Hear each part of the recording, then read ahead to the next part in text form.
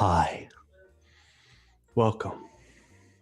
Greetings. Salutations. How are you tonight? I'm good. I am Dragons Like Cats, and we're playing Dragons Brew D&D. Yes, I am standing up, and yes, this is a new setup. Deal with it. Excellent. Now we've gotten past that. We are going to be bringing you Dragons Brew D&D tonight, and I am very excited for tonight's game. Let's get straight into it by telling you guys all about what we're doing currently. As you know, we're playing this game for charity, and we're supporting the Cancer Council as this is our final night for it, where we can help raise funds for the Cancer Council and try to basically kick cancer in the ass. Just because I'm not a fan of cancer. And that is something I'll go into later. My mic's always going nuts, my dude. It was going crazy then. Yeah. Volumes, echo, acoustics. How can you help? Your donations go towards our players as well. If you want to, can kindly donate $1. That will go towards a D10 healing dice. $2 gives the player an advantage. $5 gives a natural 20, and $10 gives a natural 1 for them. Wonderful. Anyway, hey Viridian, how you doing? Ishman, thanks as well for the host. Just playing back there. Let's go around with us tonight. We have the wonderful guy who just skips out on T&D because he's sick. Sorry. I'm feeling good now. Oh, good. Wonderful. Tell us a bit about yourself, what you remember from last session, and... I am Joygasm, and I play a Tabaxi rogue, and I'm on a mission to kill all dragons alike, which have killed 1.5 of my family. And last time I remember us being surrounded 360 degrees by many, what was it, zombies or something? Yep, zombos.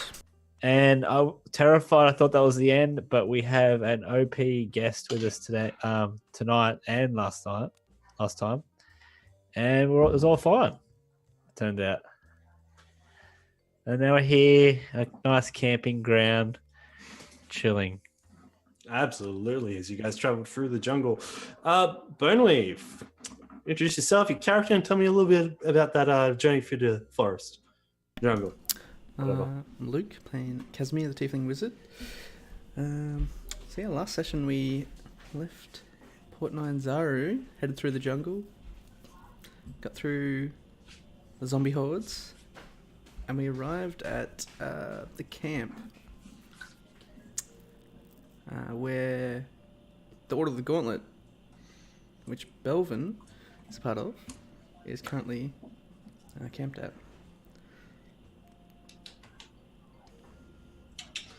And speaking about that good old Belvin, let's go to BM Curfew 777. Nope, BM Curfew. I'm just going to... No sevens there, mate. No seven. Yeah, Brad playing Belvin, the human paladin. Just remember cruising down a river,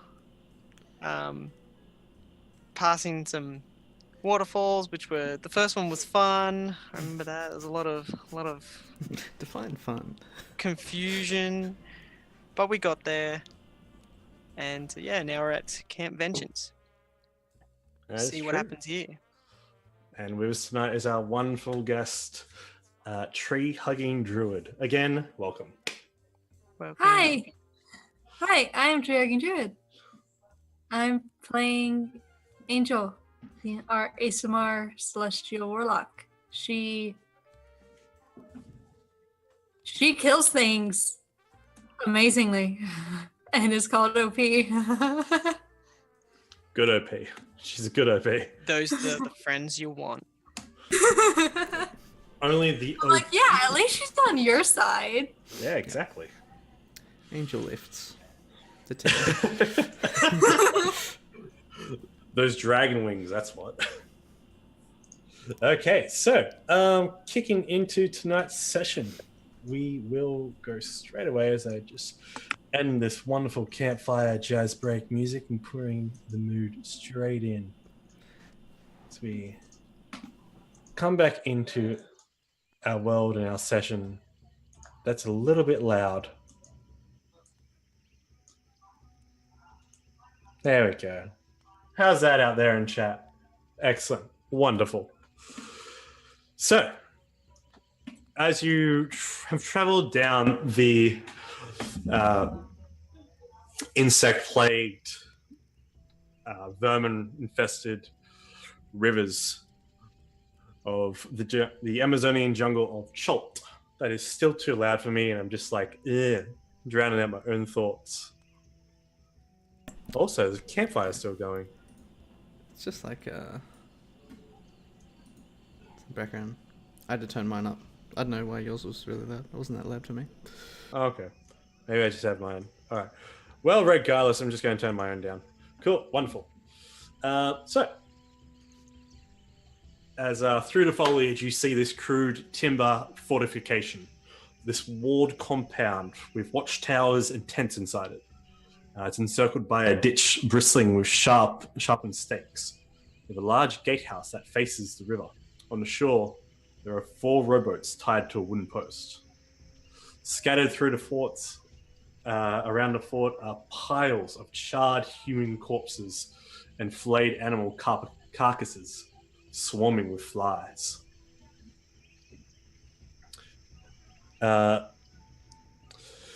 You pull your rowboats up towards the shore, and one by one you step on out onto the shores as their feet begin to sink a little bit deep. Acoustics, yes, thank you, Joygasm.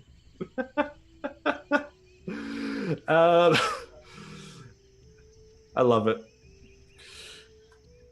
You guys sink a little bit into the soft sand, but after dredging through a couple of steps, you make your way towards the gatehouse. Or is there anything else you want to do just as you're stepping off?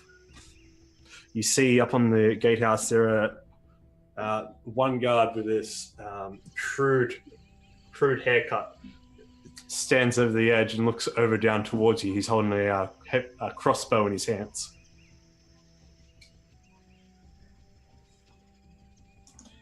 Angel holds up her bag of stuff. Says, I have supplies. He looks at you and goes, yeah, and who are you? Who goes? And then another blonde-haired man gets up and pushes him to the side and says, mate, don't worry. Yeah, come on through. We'll get the gate for you. And he steps away from the post, goes down a ladder, what you can see, a crude ladder made from just jungle remnants, and steps on down it. You see the double wooden gates from the bottom struggle through the slosh of the mud and opens way for the thoroughfare. Bloop indeed. You're making full use of your space. Yeah, I think because when you go back and forward and you're talking, that's when your mic goes crazy. Sensitivity changes. I don't know if you got an auto. So maybe put it like higher or something. Turn the gain up. Yeah, maybe turn a bit up higher when you're further away. Here we go. Acoustics. The acoustics. How's that? Is that better?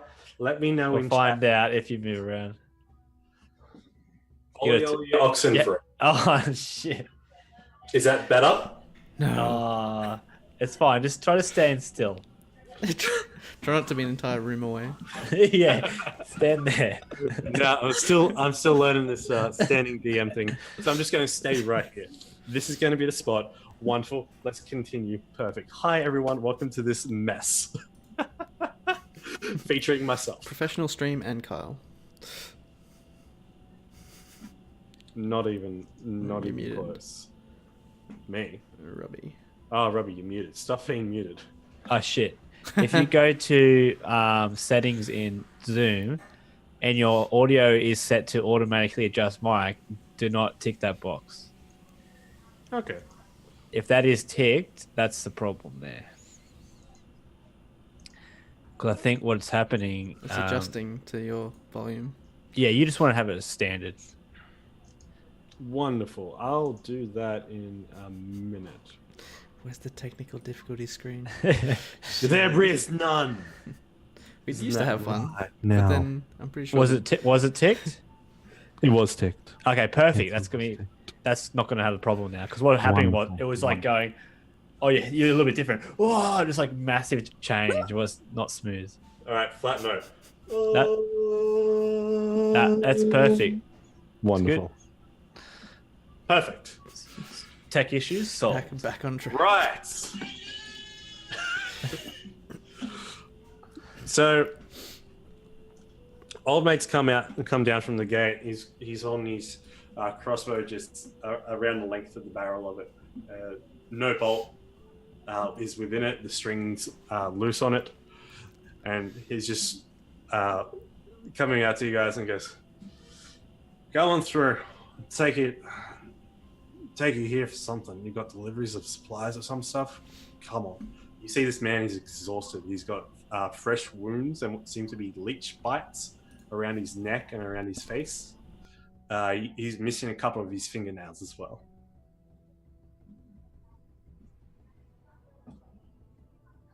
Sexy. Angel walks over, puts her hand out, says, "Hi, I'm Angel." Hi, I'm Jeffrey. My name's Jeff. I take it this is all that's left of the platoon we got mentioned.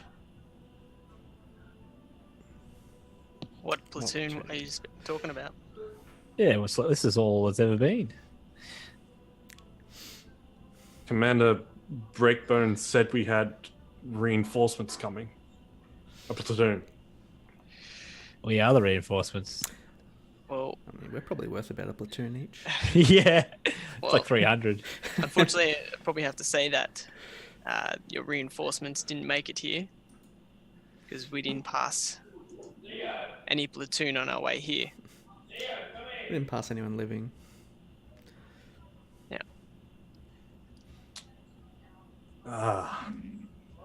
This damn jungle. All right, well, come on in. Let's go see the commander. Come on. Yeah. And he escorts you in through the camp, to which you can see is basically a little tent city fortification going on. There are these wooden barrels set up just over to the right, and a little patch of grass that hasn't been basically stomped or rained over and turned to mud. There is one large tent in the center, surrounded by these two circular round tents. All the entrances to the tent face towards the river and gatehouse. To your left, you can see that there is a haphazardly made animal pen containing 3 sickly-looking goats, very malnourished and don't look the healthiest, or could produce the best milk. You can also see a couple of carcasses that have been discarded by the eastern side of that fence. You see that there are smaller tents just in the backdrop, and there are 2 fires currently burning. There are the 4 other guard towers also have what seem to be worn out soldiers just looking over the edge, crossbows in hands. One has a couple have bow and arrows, and one of them actually turns towards you all. You see the muck and dirt on his face of just an exhausted soldier. Were they burning or like cleansing the bodies so they can't come back as undead? Make an investigation check.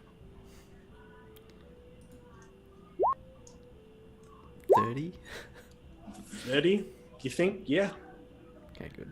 It's either that, or from the looks of some of the undead around the area, they are undead themselves that have just been completely singed and seared.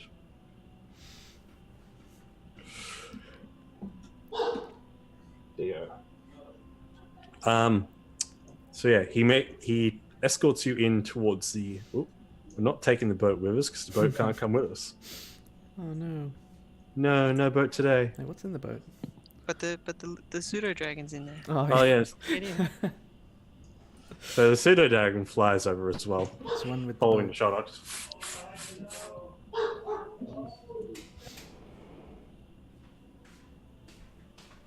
Hello?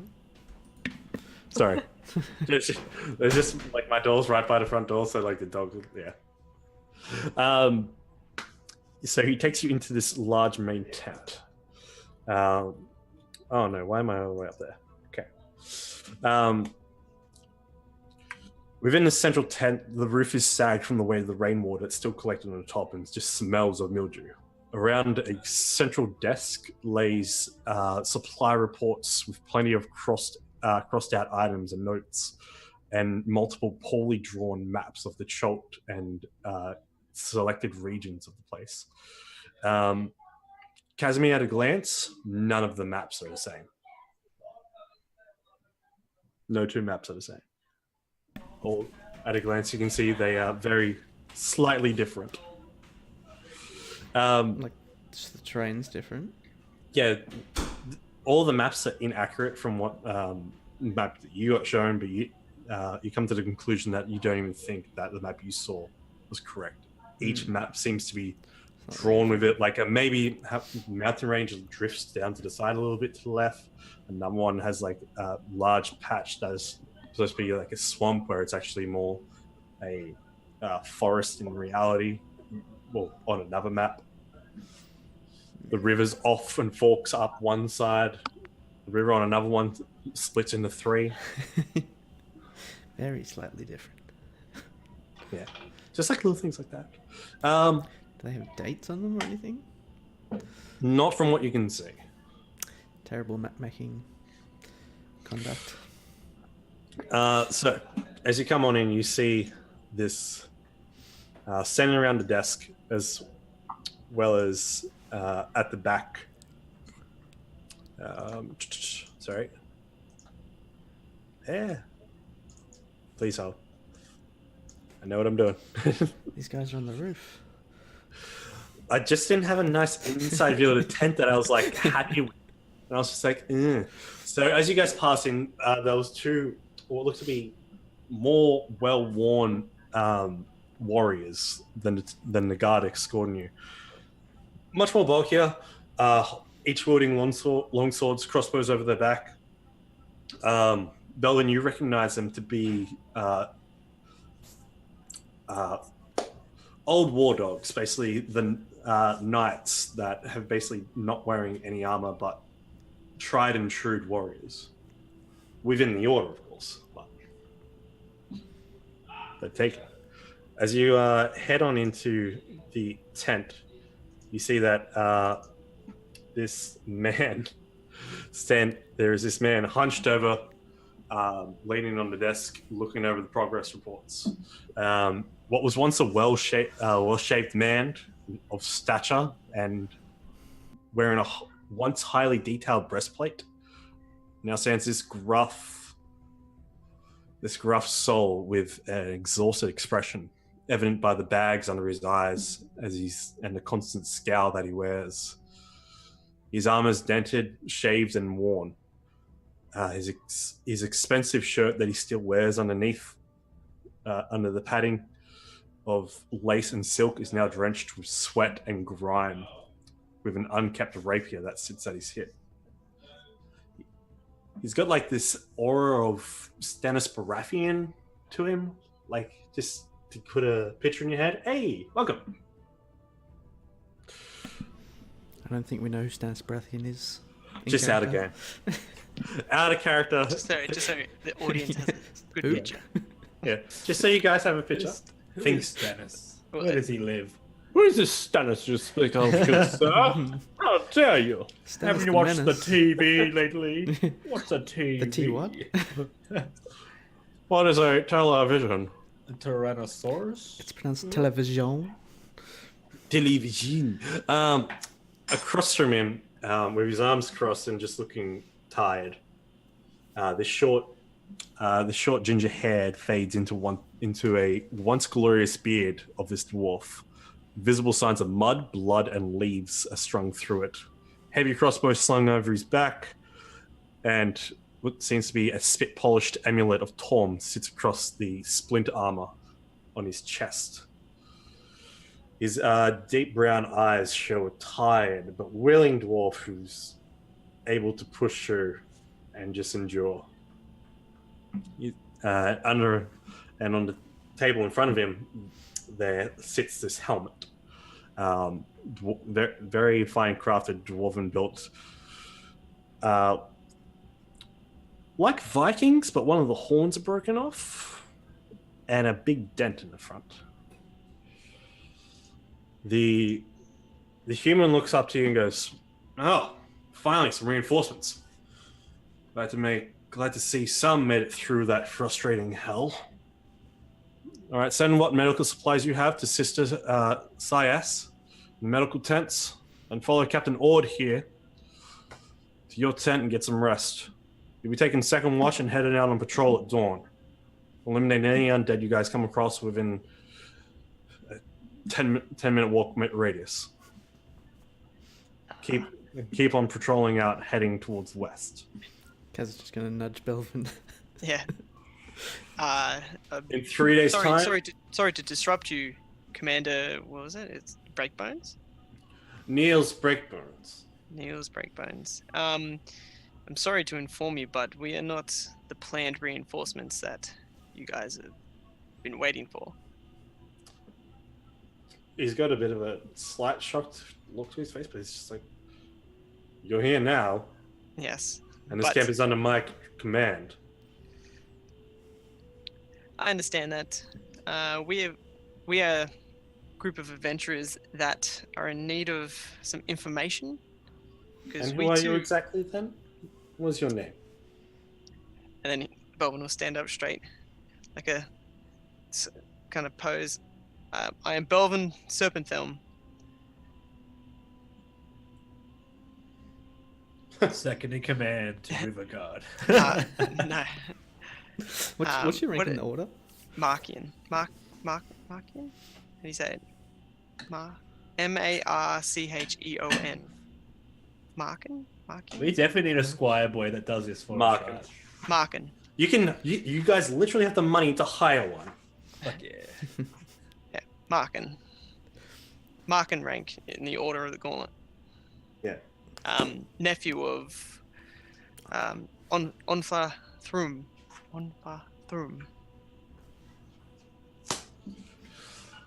He looks at you and he's just like, "Oh, okay, no, I heard about you. Okay."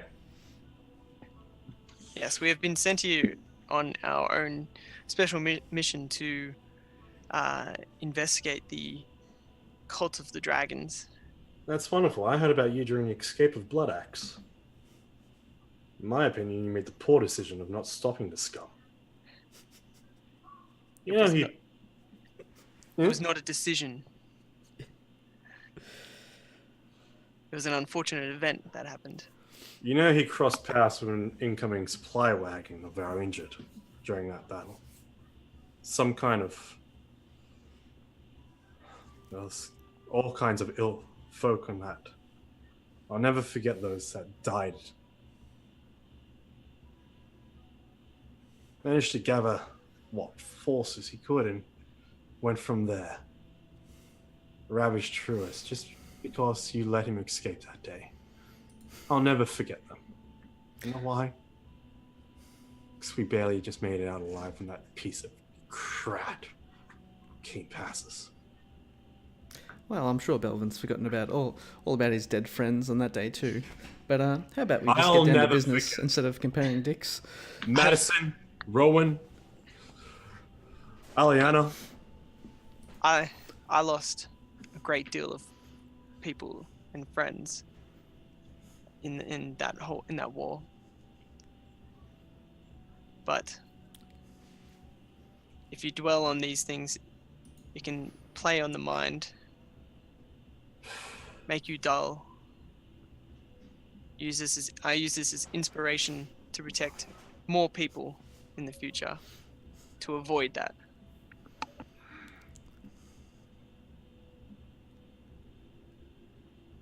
Make a persuasion check.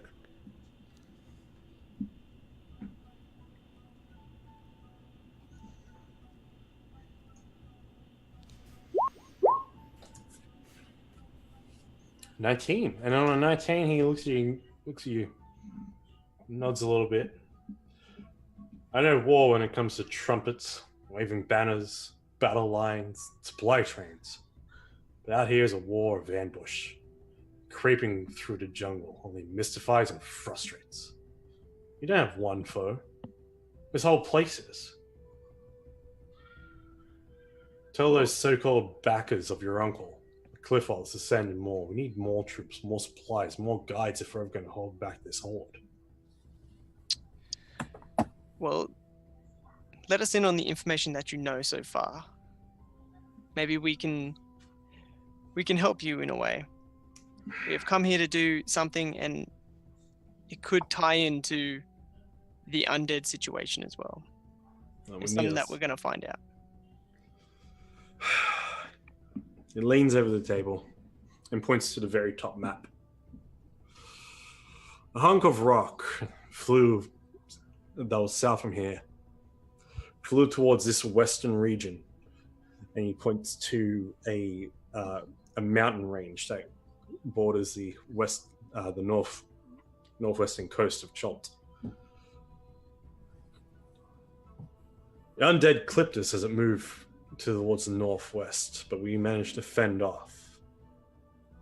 That was when our problems began. Those we lost to the ghouls stood back up and moved with them unless burnt to ash. Each one of them came back with this small glow on their forehead. That's from the boys in the field. That's what they told me. That was a week ago. I can confirm this. We experienced these undead the other night, and there is a magic that controls all of them, that draws them to magic as well. Make a little minor illusion of the symbol. Say, what do you know about this symbol? It appears on the forehead of those who were dead, killed by the undead that passed. And that's it? You don't know anything more? You've been here for months. Yeah, we've been culling undead and making our way through this hellhole. You know how hard it is to move an entire camp downriver into going further into hell, not heading back towards safety. We're making a stand here, even if it's going to be our last. A week ago, a couple days, my last report came in. Spots it moving back towards here, down towards the southeast, towards the basin. So we're on high alert at the moment, but only with what we have. Only with what we have. Our supplies are low.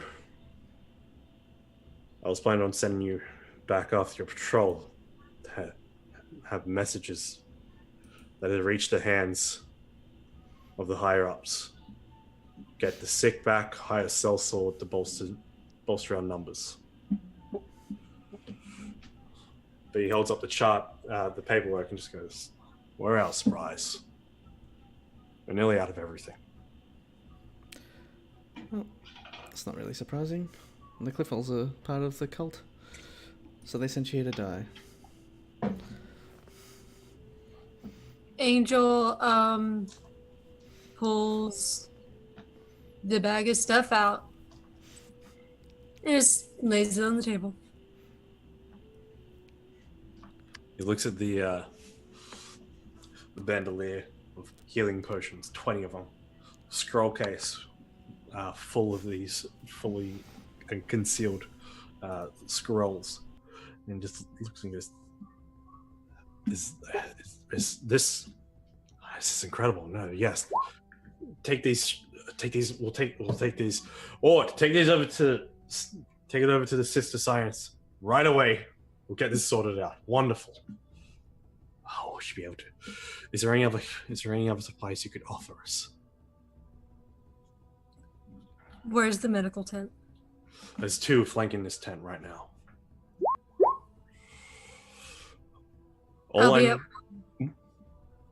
She says, "I'll be at 1." And she holds her hand out. She says, "I'm Angel. It's a pleasure to meet you." Yes. Pleasure to meet you as well, Angel. You are ours. And Angel's gonna go to one of the medical tents. Okay. As Angel leaves, Niels looks back to the rest of the group. This flying rock for the undead horde follows it. And the locals refer to it as the heart of Uptau.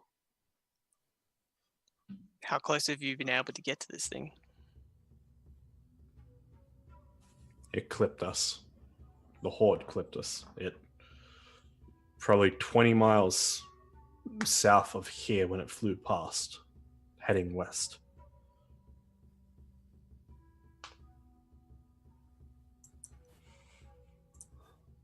Okay. And you haven't been able to get anywhere near it. Is that correct? It's all the way up in the sky. We send a patrol out, it'll die before it gets there. It's an entire cluster following it around the ground, from what I believe. From the tribal warriors have told us as well. Oh. Right.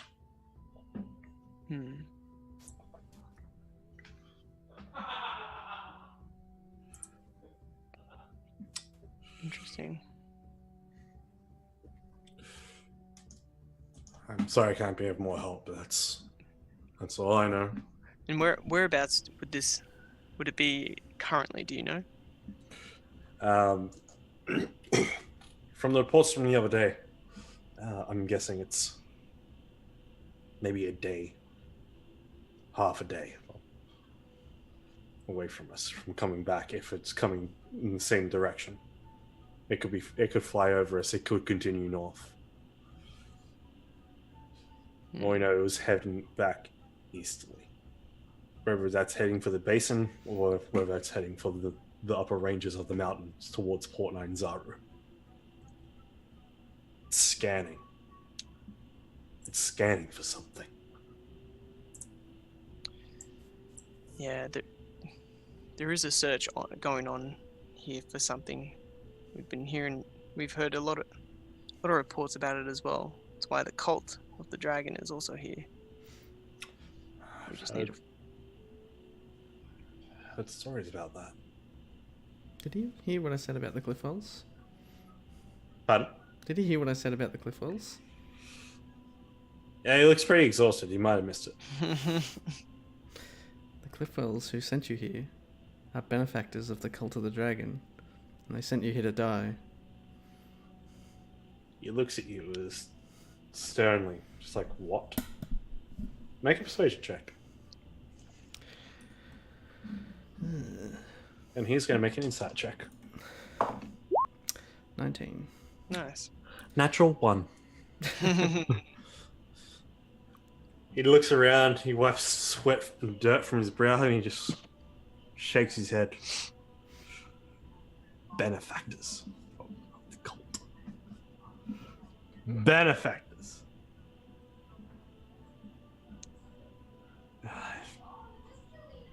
If we can get the sick treated, we can leave camp tomorrow then. Yes, I would recommend trying to move the camp back up to Port 9 Zaru. Fortify yourselves there, just in case the horde goes towards that. No, of course, absolutely. No, this. Just send Ikram to deal with the wounded. Because he can heal some. Ikram just looks at you and goes, What time is it in the day? 10 o'clock. 10, okay. Yeah. Morning or night? Morning. Okay. Yeah. Show, ooh. All right. I'll also go tend to some of the sick and wounded to All right. make sure that this camp gets up and ready. You inform everybody that they all need to start moving pretty soon. Of course. Ord, Jeff, Goldblum, get on that.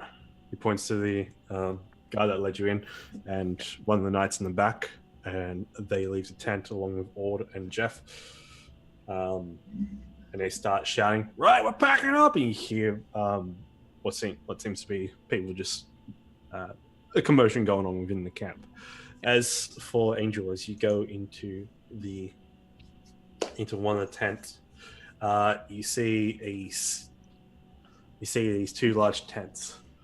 The stench of bodily fluids, days-old bloodied clothing and pus assaults your senses.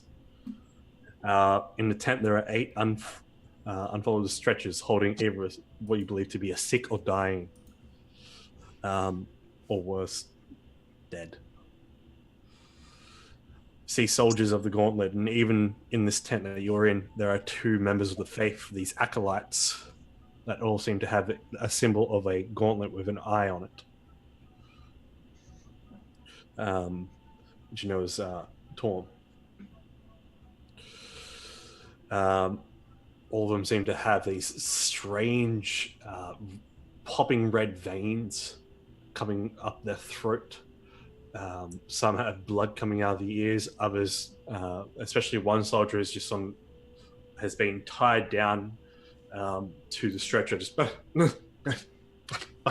just biting and gibbering at the air, and is sweating profusely. There is one hard-working older woman, along with another acolyte within this tent, dressed in green robes with a green draped down hat on. As she's trying to clean these bloodied bandages from this healer's kit that's pretty much all but expended. She tries as hard as she might, the blood just won't come out of these used bandages. I'll give her a couple of healer's kits. To the side, there's 2 benches that stand to your left and right of the entry flap, and medical supplies lay along the area, along the ground, as well as water skins and used stitches and needles and threads. It's a horrible scene. This is only Angel at the moment, yeah? There's only Angel, but those who go into healing tents basically see the sort of same thing, just without the woman in green. Unless you go in that one. Belvin will probably go in the opposite one that he saw Angel going. Angel would like to walk over to the woman that she's going to assume is in charge. Yeah, she's got this presence of command about her, and basically that. All right, this is the motherly figure who's who's slowly and softly giving out advice and hints. Just for she turns to one of the acolytes and says, "No, if you take that over to the corner, you'll be able to keep that a little bit more dry and out of the heat." As she tries to clean these bandages and rainwater. Angel says, Angel's gonna just kind of tap her on the shoulder and say, "Do you mind if I tend to him?" And she's going to she's gonna point to the one who is strapped down. She turns to you and just looks up at you and says, "Oh, a sign of beauty that I haven't seen in weeks." "Of course, dearie. Of course. Thank you. Angel nods. You must be with the reinforcements." She smiles and says, "Unfortunately, not." You can see like that bit of hope is dashed away from her. She's like, "Oh, Technically, we're reinforcements. Just not the ones they're expecting. Something more. Angel's gonna go over to the man that is strapped down. yep." Just to And she would like to cast Remove Curse, please. okay. Why hasn't that shown up for me? Wait, what? It just didn't load up for me. The spell? Yeah, because it's been a while since I've actually read that spell. Are they cursed? All right. So as you place your hand on him and gather the energy for the curse, for the ability to remove the curse, you feel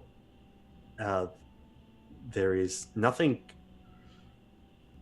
really affecting him in the magical sense of a curse that someone's placed on this person. Make a medicine check. See, I'm not good at that, but I'll try. You're frustrated a little bit as it comes to it's not just a curse placed on it. It's more like a fever. It's more a disease. Multiple diseases being that this person is going through. There is fever. There is throat leeches, and his skin looks like he's been clawing at himself, digging deep. Okay. You know, restorative magic will, Belvin. Yeah. but not curse. Yeah. Sorry. Yeah. She's gonna. Since it's just disease, she will cast Lesser Restoration. It's you. How does this happen for you? How do you? Yeah, she pulls the staff that has totally been like just strapped to her back this entire time. You can use it as a paddle at some points as well. Very expensive paddle. She pulls her staff and she kind of holds it close to her and she speaks some words in Celestial. The top of the staff begins to glow with like white, radiant light, and basically just kind of pours down onto the body. The light cascades down, flows over the body, and then eventually just sinks into this man's form as he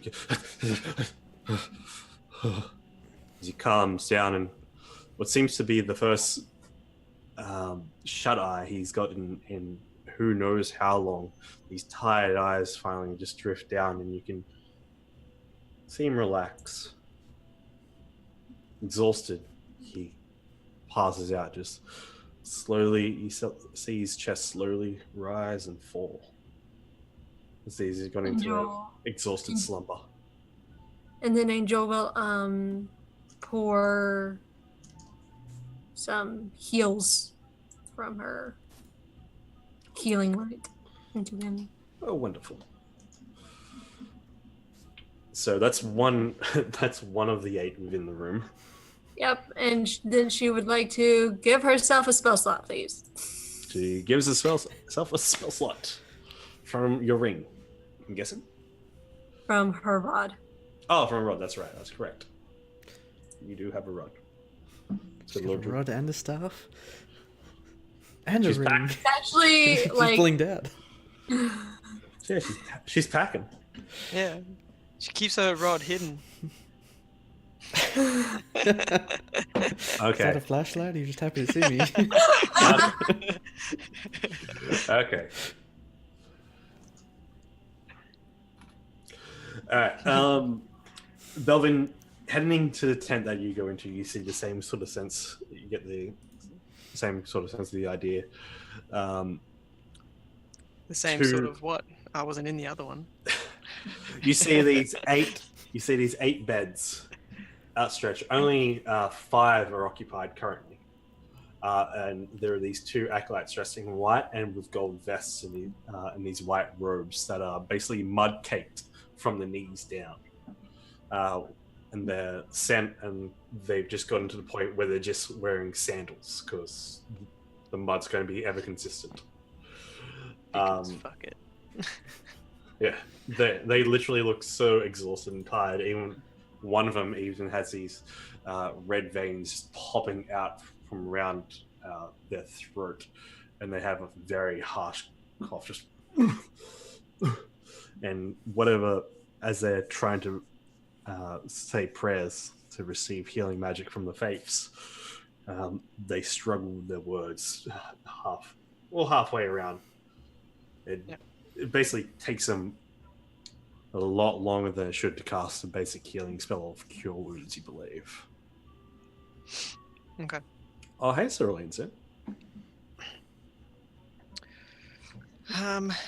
It would just be fatigue, wouldn't it, for them?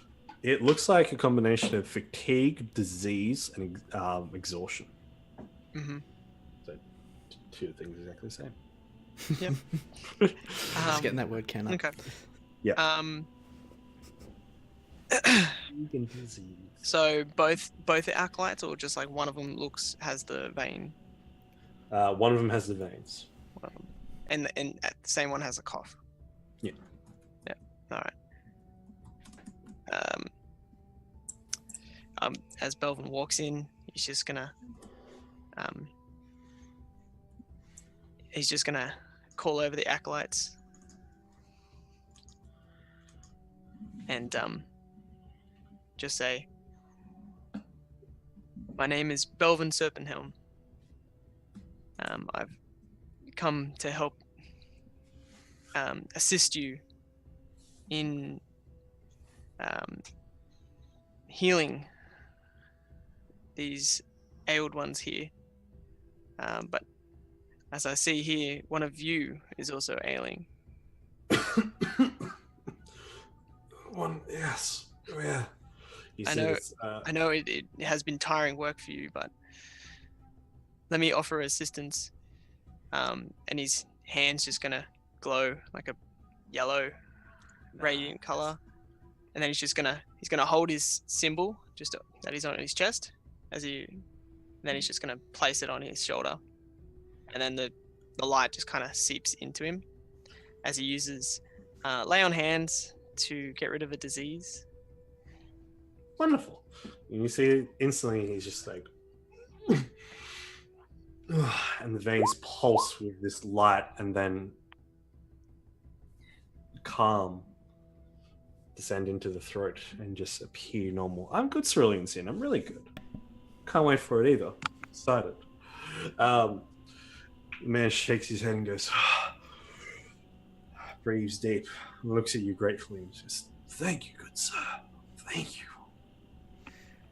I'm sorry, your name again?" Belvin Serpenthelm.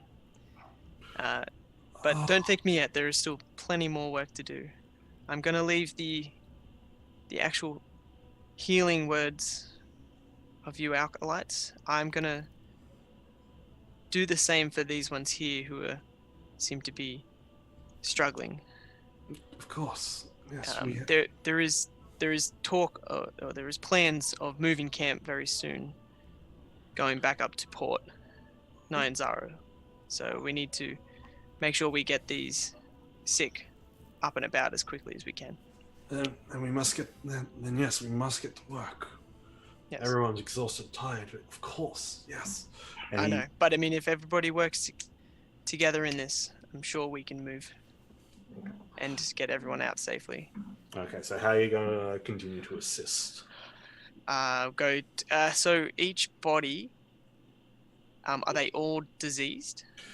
Each body's suffering from disease and also exhaustion. Yep. Not only that, they still are basically wounded. Yep. Okay. So there was five people here. Yes. So okay, I will cure disease from them for each one. Oh wow! With How many lay on times hands. can you? Yeah. I So use it's one 5. point? I use Oh. 5 points in my healing pool. I have 40 all up Nice. to cure disease from somebody. So Wonderful.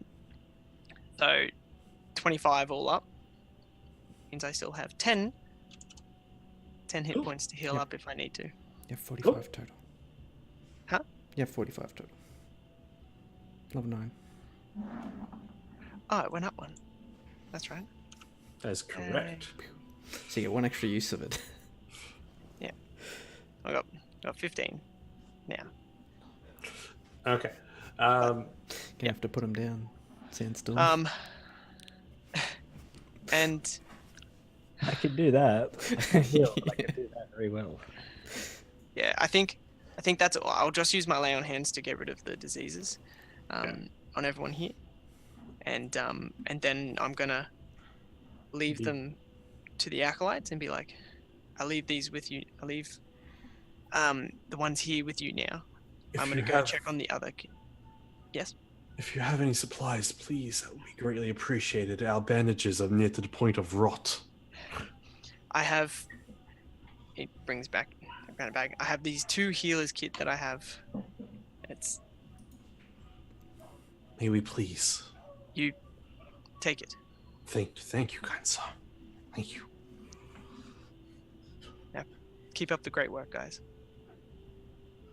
And then he's gonna make his way to the other tent now, just to see what's going on. At the same time, as you come out from there, Ikram's staring up into the sky over towards the east, then makes his way into the tent as well to assist Angel in the Healy Feelies. You go in, you see Angel hard at work during this time as well. What have you been doing with them there? Yeah, she would like lesser restoration, another person, take a rest, get spell slots back, lesser restoration, 2 more people, and just go on. And like once was done with all of that, she would walk over to the lady in charge and say, the exhausted lady in charge, and say, do you mind if I do something real fast? She looks at you and just, of course, darling, you've been a great help for us. Belvin's coming like during your rests as well. After he was down there for about an hour, let's say, as time passed. So after your first rest and stuff, he does come in and begins to assist along with Ikram. But she looks up at you and goes, oh yes, of course. You've been such a help. She's going to pull out. She's going to have her staff in her hand. And I'm going to use Bahamut's Blessing to cast Greater Restoration on her. Again, this swirl of divine platinum light emanates out of it in like a tornado. Encapsulates her, lifts her off her feet, lifts her off out of the muck, just all but a couple of centimeters. And she just then drops and just smiles towards you. I haven't felt like this in since I got on the boat to come over. I thank you so much. Angel smiles, and she's going to prestidigitate her clean. You know what? She's going to prestidigitate her clean. Oh, at that she is just wowed by the amazement of the magic as this grime and muck is pulled off her. As it just sloshes down onto the ground away from you. She just looks and embraces you in a hug and just begins to cry. And just, thank you. Thank you for everything you've done. Angel smiles, hugs her back, says, it's what I'm here for. the four of you continue to work on the multiple layers of disease throughout this main tent of 8. While Angel is going, she will prestidigitate like the blood off of the bodies and make sure like they're cleaned and stuff like that. That's what Kaz was going to do too. And then make their food taste better and like clean their water, and also gentle repose if there's any dead. You can make an investigation check for the dead. As for the food, Just ask them, are there any dead? Oh, he does. It's just you are pointed towards a couple of bodies within the tent, within the southern tent. No, the northern tent. 2 of the bodies dead. Yeah. No, gentle repose. Just basically left there. As for the food, you're basically told that their rations are kept within the tents from out the back. Each tent will basically has their own little food station, as well as the crates behind the command center tent. What have you been doing during this time there, Sandstorm? Afterwards, you've noticed that majority of the people that do not need disease help, but need other forms of physical help. There are these 3 guys by the fire who are basically trying to tend to their weapons. There are the patrolmen up on the watchtowers who just look completely spent. They look like they're staring off into the distance, having standing naps. Okay, I'm gonna go. I want to go up here and just go, mate, go have a rest. I got it. He looks and goes, you sure? And he kind of stumbles as you move, just, oh. Sure.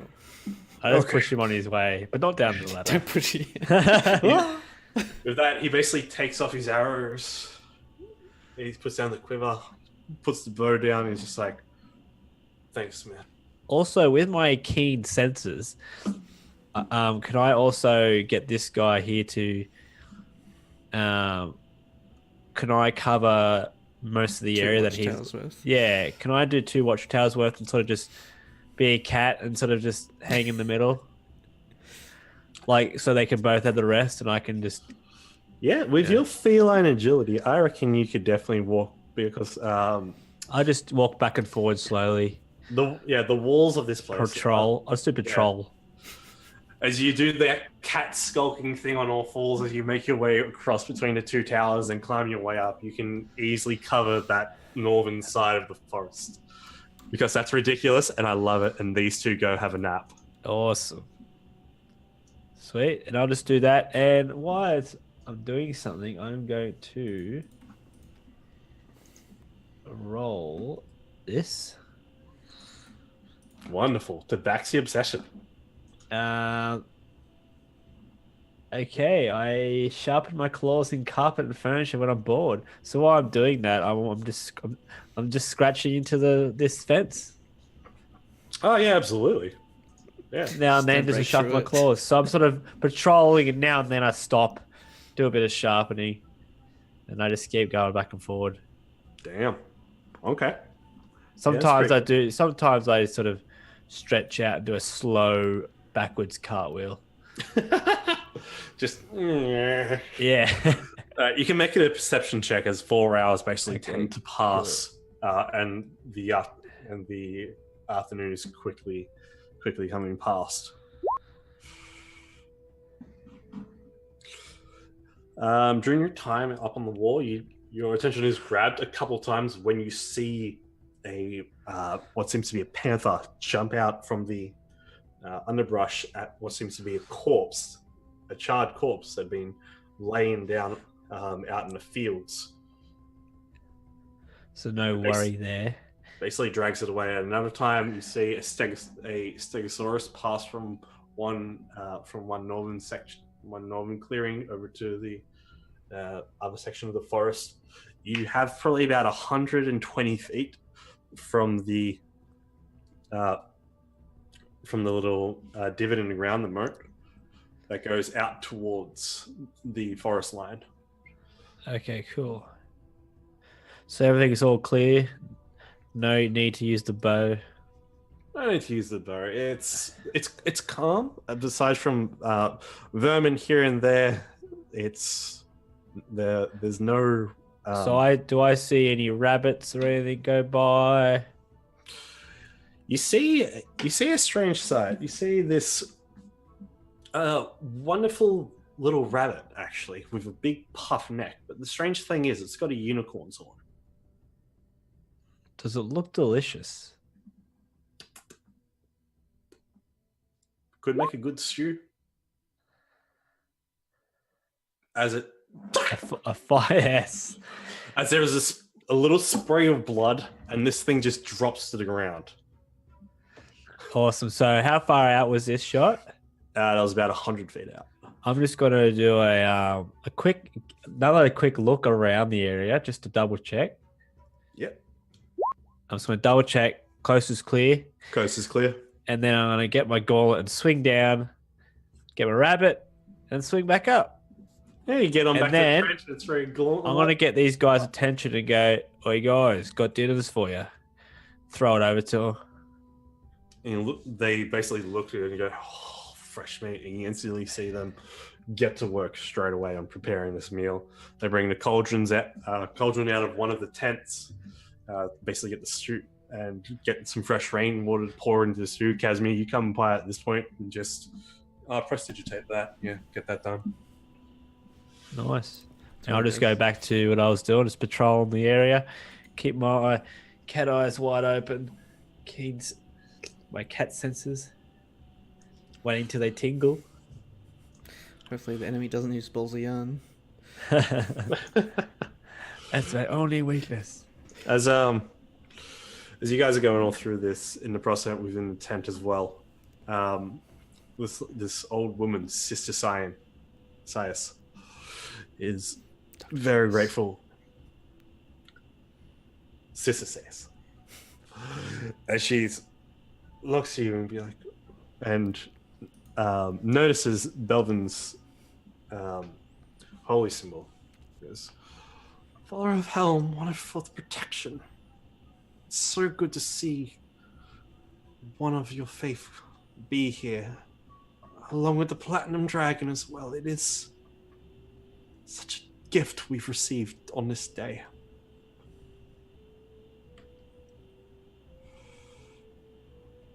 Aye, sister.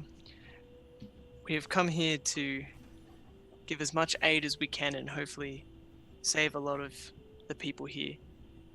But we are also on a mission ourselves to hopefully get rid of whatever is enabling this undead. If only we knew.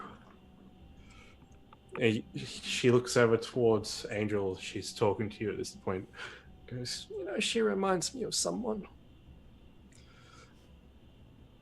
Fair, wonderful healer. Elena. It's sad to hear her death within the Orcan Wars, but she was a good soul, and so is she.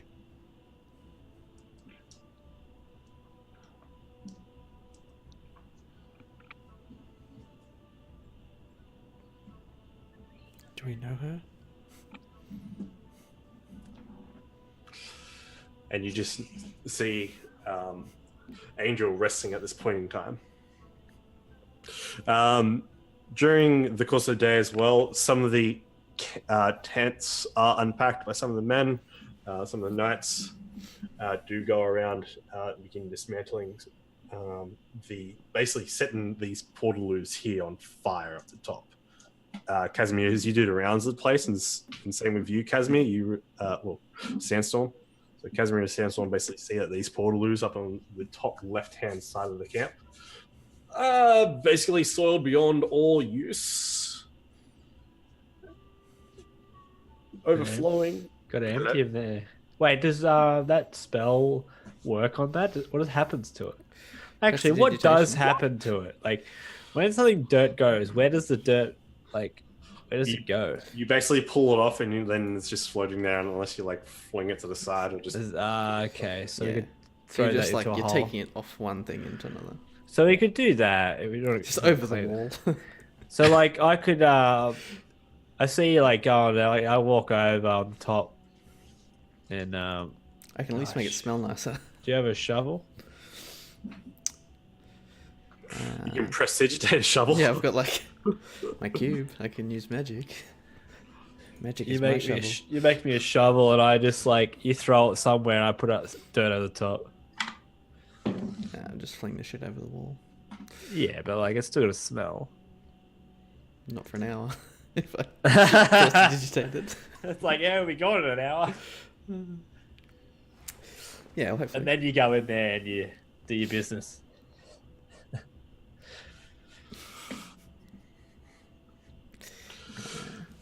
There's no need, like, we don't need to destroy the camp or pack up the whole camp.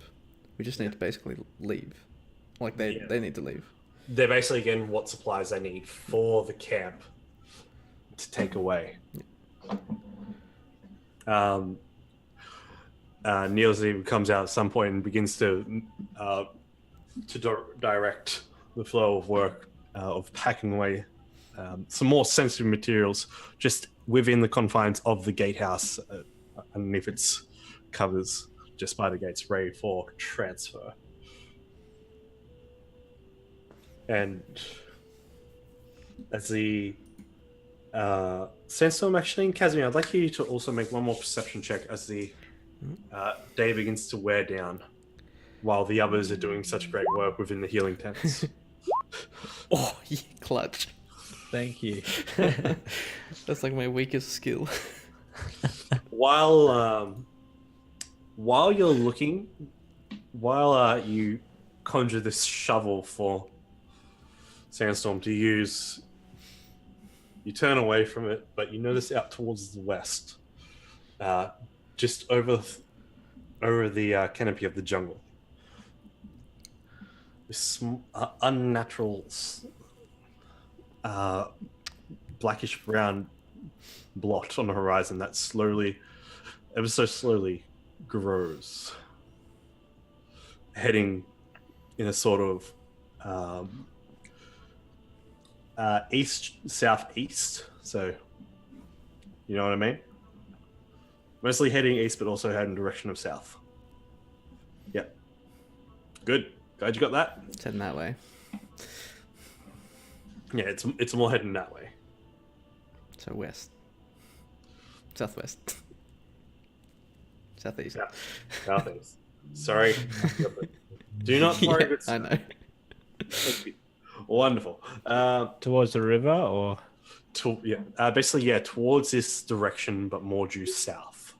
But if, like Neil said, if it just clipped them before, it looks like it's going to pass nearby. You can't get a full view of it just because you're on the ground. But even just by pulling out your wings, you're able to fly up just above the canopy, and you see off in the distance, floating probably about 200, 300 feet above the canopy, is this little flying earth mound. Seems to have like roots growing out from the bottom of it. Well, you can't really see roots growing out the bottom of it because it's quite a distance away. Yeah, it's small. Yeah, I see something. It's on the distance, but with your sense of direction and intelligence, you get the idea that dawn. It could possibly be on you by dawn. If it's on the same course that it's on, dawn. Was Nine Zaro north or south from here? North. So North up the it's river. between us and Nine Zaro, basically. Yeah. And Well, I'll inform the commander. Like, it looks like it's on a course for us. yes, Yeah. unless it deviates, yes. And with that, he takes your information and he gets into a bit of a panic, and he amps up the process of getting the people ready. The stew's cooked; it's delicious. People have a feed, and preparations are made. He wakes a couple of the guards up to basically double their patrol duties on the, well, not patrol, but like guards on the walls, from people who look like they've were on watch through the night, and they got woken up a little bit early, but they're fine with it after they hear they're going back to civilization.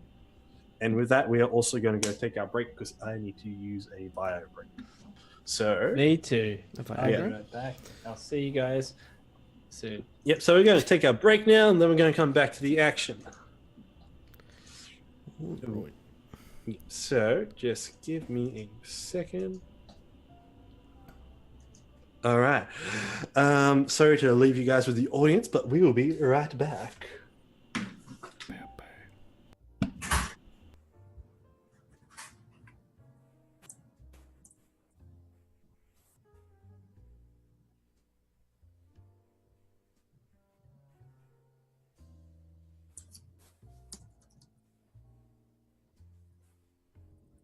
So what did I miss while I was away?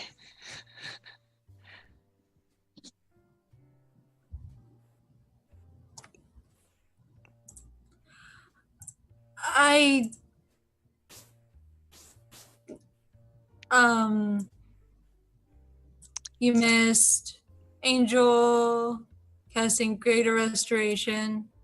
No, I was there for that. I You were there left for that? just after that. You left just after that. When did you come back?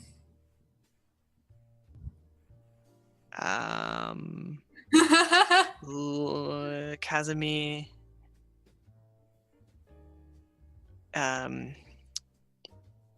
Was looking in the distance or something at the rock. Something in between Port Nine Zaro and us. Okay, so Angel and the lady had conversations. Angel prestidigitated her clean. Angel and Casimir prestidigitated bodies clean. Right.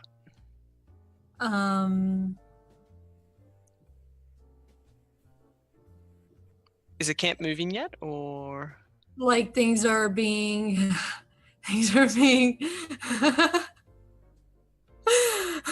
that natural 20 stealth, man. Things are being like packed up, but like the entire camp isn't like completely packed up yet. right on? I think I'm hoping that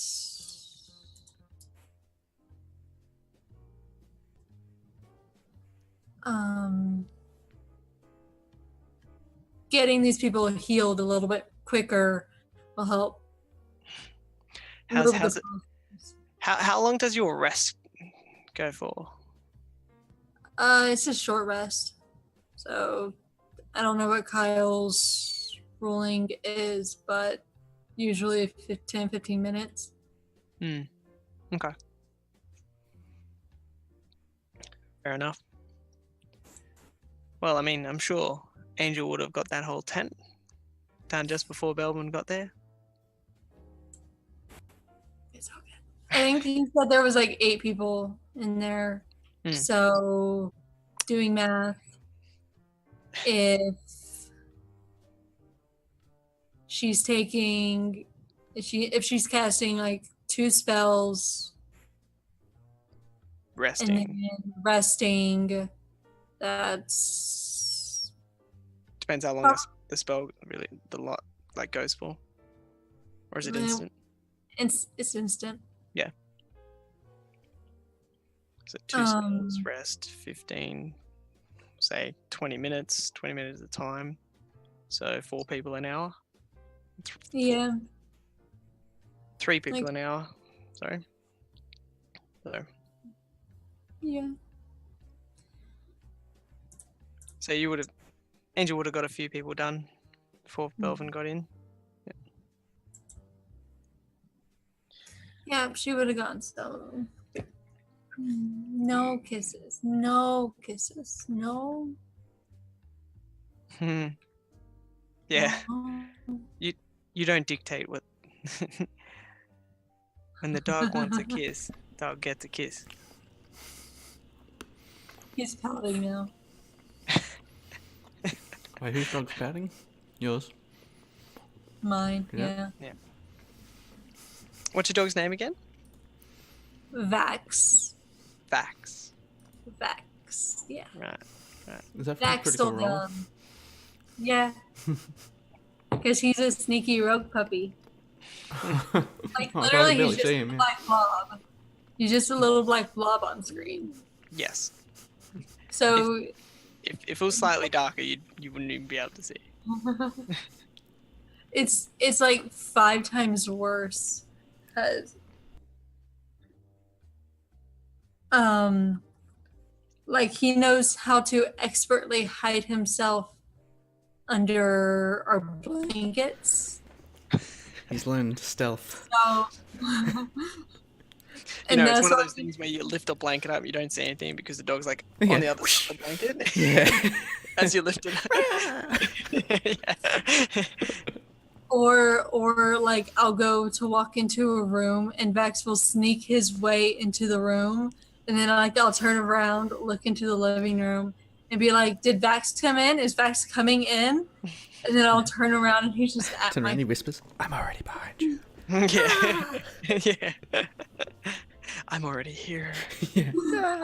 Yeah, he's an expert rogue puppy. He's like a level 20 rogue, expertise in stealth. He's really bad at acrobatics though. Yeah. Just face plants. All the face plans. It's so bad. Like last night, not last night, the night before last, my sleeping schedule's all out of whack. But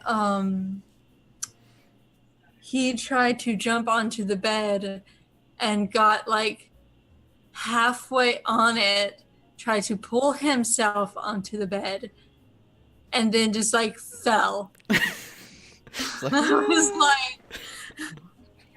I was like, got his Gandalf role play down. Unless you went to grab his paws and then be like, "Long live the king." No. he like our bed is like really like the top of our bed is like really high off of the ground. Like if I had to measure, it's probably like 3 feet off the ground. Right. That's pretty So high. we have a box like for him to jump onto and to jump onto the bed. But he doesn't. I'm going to be here, but I'm just going to be lying down. Okay. You gonna take the elevator down to the basement, Kyle? No. Not privileged enough for an elevator. He has to take them stairs. And like he will basically try to jump onto the bed a little bit too quickly. I just goes, Nice. And just face plants into the bed. and he never And I'm learns. like, Dogs are so special. we Dogs are don't the best. deserve dogs. Dogs are the best. Mm. I don't care what you say, Kyle. Dogs are the best. Yes. Yeah, well, we only just got a new puppy, as you saw earlier. Yeah, you heard me, Kyle. And yeah, puppies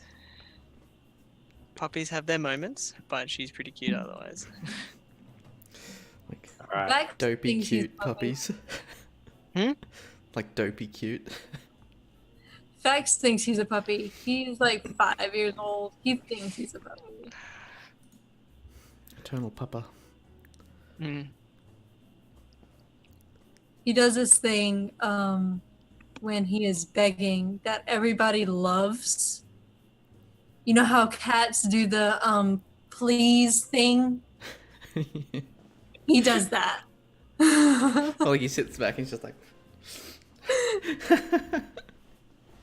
It's so cute, and people absolutely love it. People see that and they're like, I want to steal your dog.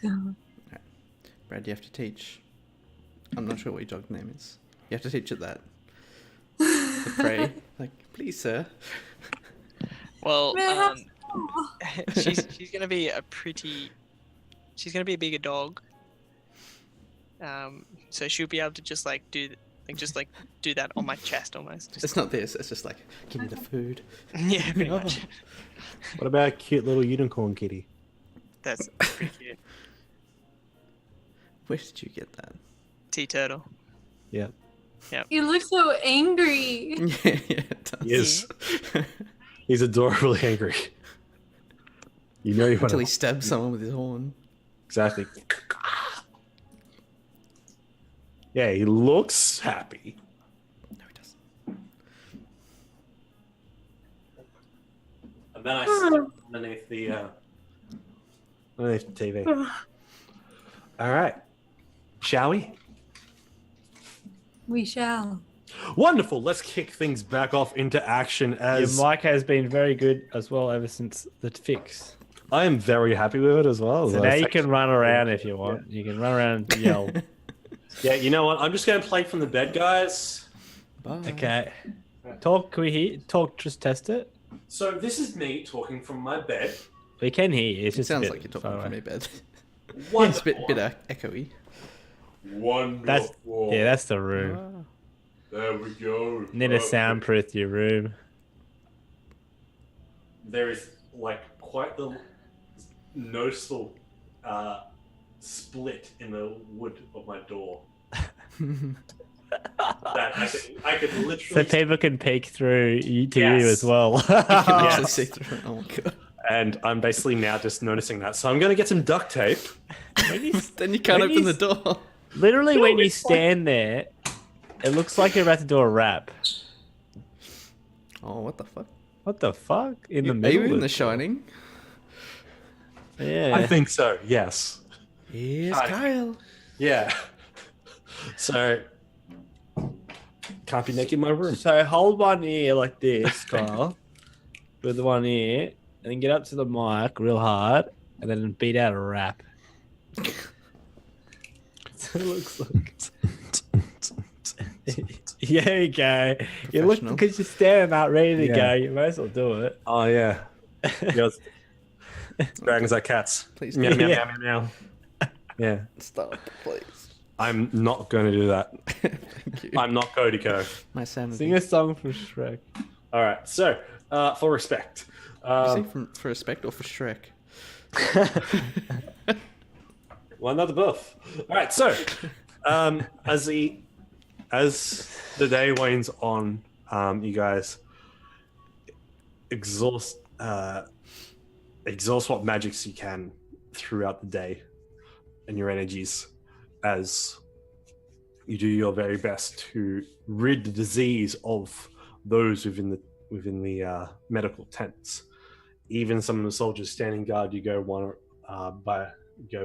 by one around to them and inspecting them, checking them out, and making sure that they are within travel, within the realms to travel within the next day. As night then descends upon the camp, it's fairly quiet. You do hear sounds of the jungle, and there is a downpour at one point that is quite sizable.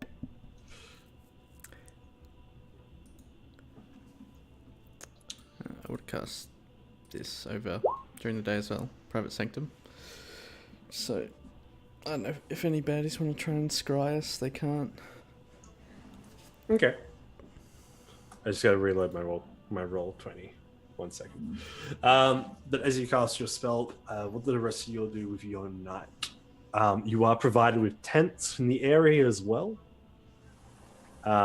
It's basically one tent that has that has 2 bunks of very crude construction. If everyone could refresh their roll 20s as well. How come?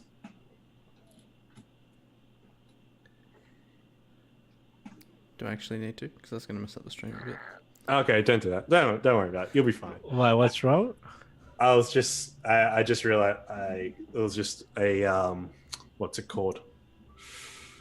A darkness thing, but it's like, holy crap, I didn't realize that the area is so small you don't have to worry about it. So all is well. But because of the fires and because of your dark vision as well, you are able to get quite a good view on the area as well. Dark vision. Would that be like... We'd have some torches around the camp, right?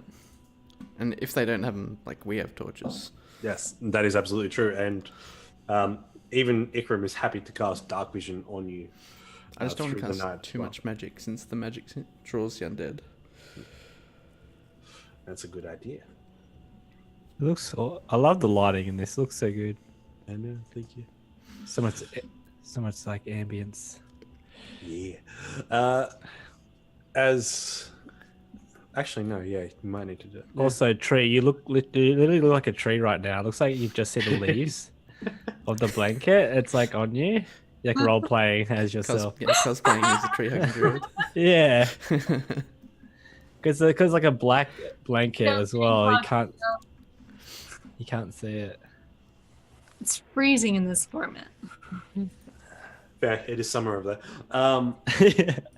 Round about 10 o'clock, you hear one from the western tower. Undead, here they come! And you hear the sound of crossbows. Thunk, thunk, thunk. Where? And even the groan from is coming from the west. Where? A group of zombies head towards the entrenchment and make their way through. At first, a group of 6, 7 just break through it and just run head bang. They reach into the. They kind of stumble and fall down into the trench. Some get impaled on the spikes that's sticking out just because of their own clumsiness. The others just continue forward and make their way, pressing and trying to climb up the walls. These 15-foot tall walls. Sesoms, you're cutting your way around. You then get a stand and you dig your claws deep within, and you take a couple of bow shots and just sending arrows flying. Do you call out as the other guard tower down here begins to start? The other guard tower to the south begins to get in formation as these 2 guards begin to take shots as well. Sure they yelled loud enough, didn't they? They yelled loud enough. Yeah, I just get straight into it, and I'm like, I lose no balance at all by going 2 feet on this because I have the agility. You got climb speed. And I can just I can even just go sideways, to be honest, and just do a on this, and then just Just don't go down on their side. I think you could do an athletics check for that, going down on the side. nah, come on. Yeah. You're not like literally Spider-Man. You need to stick to the surface. Sorry. There we go. There's athletics.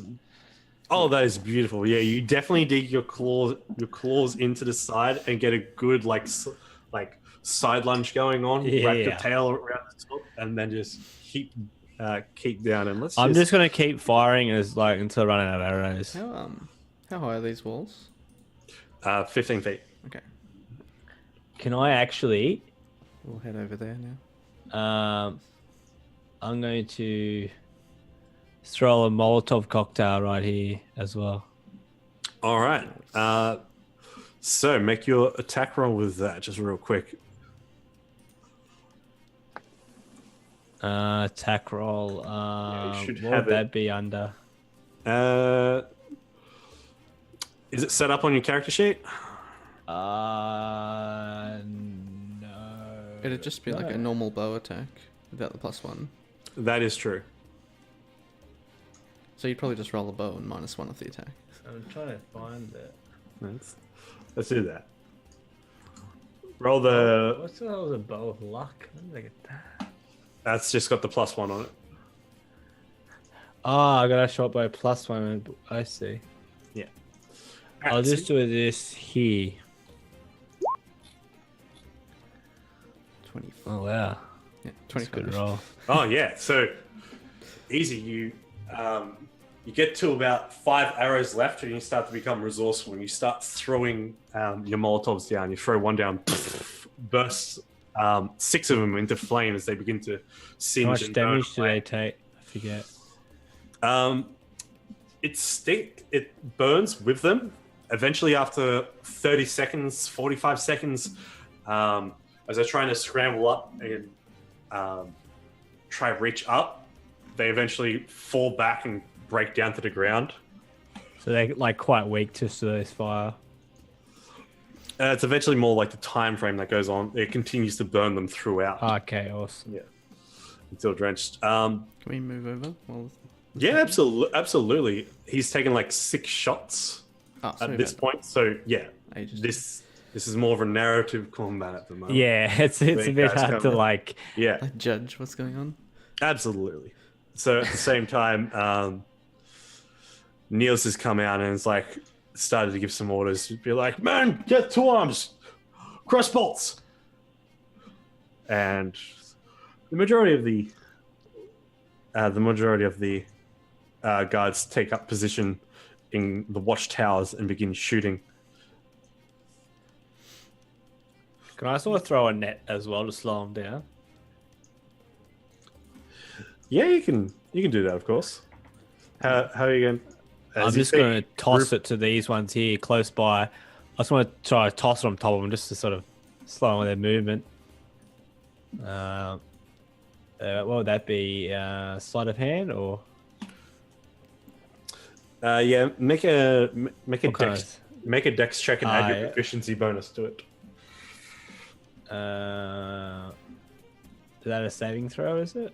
No, this is dex check. So check on your dexterity ability score above where it says +5. Okay, yeah. Oh shit.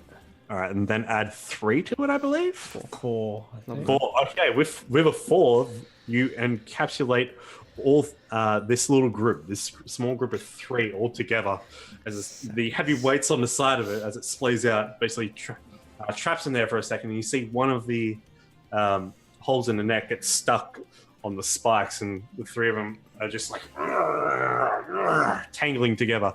Casimir, if you come over, Casimir and Angel, if you move to the area as well. Casimir, you can certainly fly. Yep. Can you do a cool fly behind me, like you're above me? That'd be awesome. Like this shadow, just like the shadow so- wings. From our experience with the undead before, they seem drawn to magic, right? Even if that magic is harmful. Is that correct? Not really to harmful. Making a Arcana check. Because they were trying to consume magic. That's essentially. Yeah. Well, yeah. As much as we understood. Well, It could be dominant. It could be any of the schools of magic. Anything that has a consistent magical field, probably. that's good. Because I am going to cast Wall of Fire. And a Alright. 60-foot line along here. All right, let's put that up.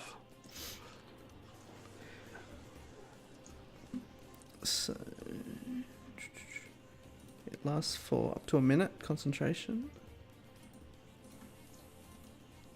So yeah, hopefully this works. There we go. Sorry, guys. I'm just gonna be AFK for a little sec. All right. Okay. Sorry. I'll be back sometime.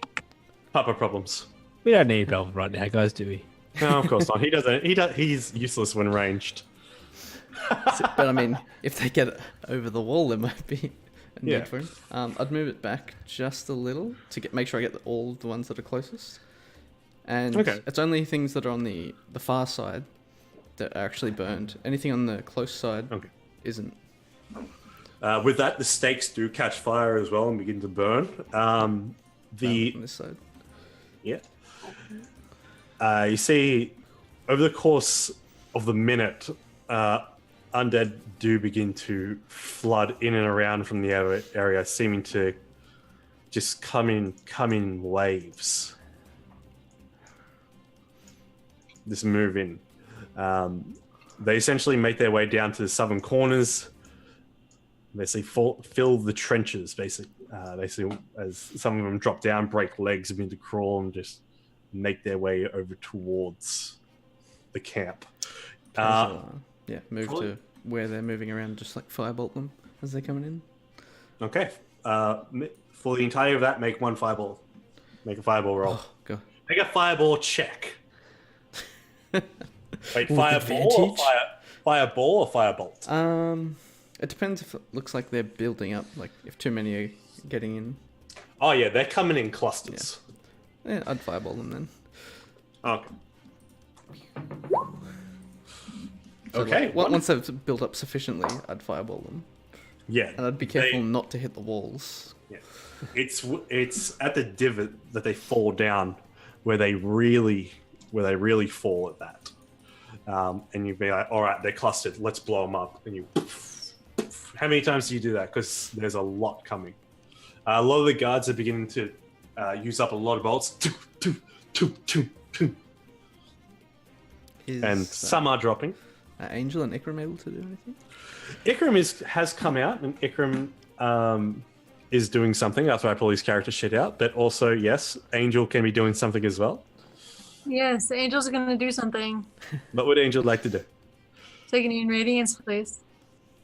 Sickening radiance. That's sickest. All right. That doesn't affect objects, does it? So you could put that over the wall. Nope, doesn't affect objects. Cute. Wonderful. Okay, let me just bring up some magic, and you're just going to do it out in the area again. Yeah, my DC is 19, by the way, not 17. I don't know why it's saying that it is 17. It changes every time. It does. And that's a 60-foot radius, isn't it? Or 30-foot radius. 30-foot radius. Okay. Yeah, so 60-foot diameter. Wonderful. So everything beyond here, as they're coming in. Are you going to put it on top of the wall or in a different You spot? can put it again. Angel? Are you going to put it where? Are you going to put it near where the wall of fire is, or on a different spot? Yeah, she would put it right over here. Okay. So you protect that corner of the encampment as well. Basically concentrating on the spell for its duration as the minute passes and the wall of fire goes dark. The bodies are building. Charred at the full western area. Towards the north, they are being burnt in divine radiance. But towards the south, you are managing to keep them at bay, held with fireballs and crossbow bolts. As the night wears on, I would like everyone to make Constitution saves as an hour passes. You get to the point where where everyone's just beginning to throw away. Cantrips are being used and blasting what you can. If there are any spells made within that area for bigger effect, Yeah. Tell I'll me. use a few. Have you seen my ultimate roleplay right now? I have. Yeah. Yeah, awesome. Wait, I'd like to give me your best zombie impression. Yeah. All right, you get it. You get inspiration. I'm a proper roleplay now. Exactly. All right, so as the hour passes, Angel, you get to the point where your spells, if you cast any more spells as well, you'll have to have a short rest while the rest of the camp is on full alert. Basically, 4 people are within the top of each watchtower. Bows and arrows are being used, javelins as well. Even some of the knights are just like, you know what? We're going to get over there and we're going to protect everyone else. Let's go! And even These Ikram... guys suicidal. It's got to that point where it's like do or die at this point as waves and waves of undead just come out to him. Ikram At also... least in the camp. Like, they're reduced. The amount they can get in. Yeah. And they kind of just jump over the edge and go down with Ikram as Ikram goes full bear mode. And just... What about buddy? But at the same time, he's cast a few spells that has managed to keep some things at bay. Such as... Now we can't use AoEs unless we want to kill these guys. Do we have any oil? I've got a little bit. Angel would cast Shillelagh on her staff and then activate Tiamat's Bane. Okay, so tell me about Tiamat's Bane. What happens? Yeah,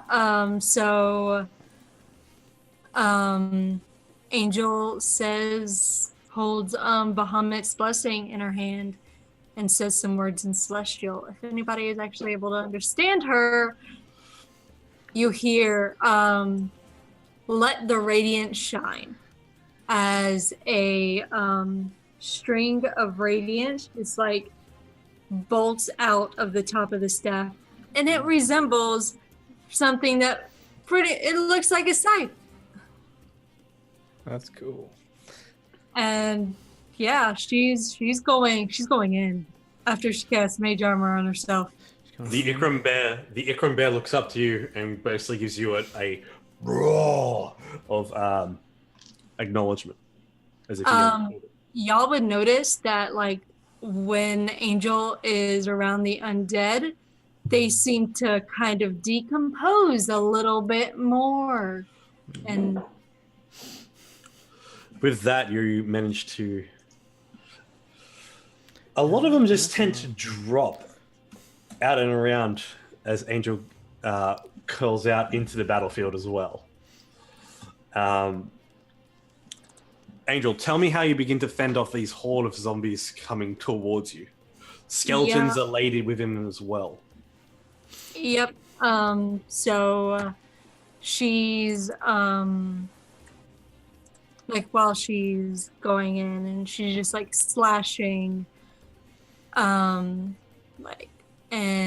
she's trying to keep people up all at the same time. So like, if somebody gets to looking like they're hurt, she's just like sends as much healing as she could possibly send towards them. But yeah, she goes in and she basically uses the scythe as how scythe is supposed to be used, and kind of like a grass cutter, man. Literally, with that, the divine radiance that emanates out as this blade of radiance is emanating from the staff just slices through these hordes and hordes of undead. The humidity of the night is not making this any better as you all begin to sweat from just the pressure of the constant go in the fight. Sanson, there are multiple times where you have to jump back to reload with arrows to come back and keep firing.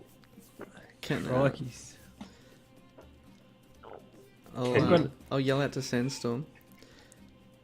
Do you want to have some fun? You know I like a bit of fun. I'll be like, get out there and I'll let you have some fun. What is... I don't trust... What do you mean get out there? I'm going to polymorph you. Oh, okay. I just trust... I look at you. He does the nod. He does the other nod. I'm like, oh, I know it's that not nod. It's like a... And I'm just like... It's like something we've probably been planning back, like, you know, we've done it before maybe. And I'm like, okay, I just get my daggers. Look at the idea. I sheath them back in, get my bow, put it on the back, and I just and I do the old Assassin's Creed 4 Yeah. and I do a just big fall. jump. I fall down. Just Jump over the wall. jump over. And, I'm falling halfway through the falling, polymorph him into a T-Rex. and I just like boom, superhero landing as a T-Rex. Just, like, And then crushing some zombies. And then I look up and I went, and I just like, I sort of do a wink. I do a wink and a little Big T-Rex shimmer, wink. straight at Casimir, and then I look straight back and just go, "Rah," and just fucking charge and chomp and just do it all I can. And I'm just having a whale of a time.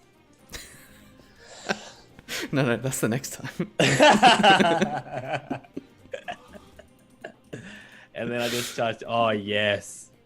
Hide this guy. Hide this. Sorry as to the spring that on T-Rex. your car, but No, that's cool. Thank you. And then I'm just like having a great time as a T-Rex. This is great.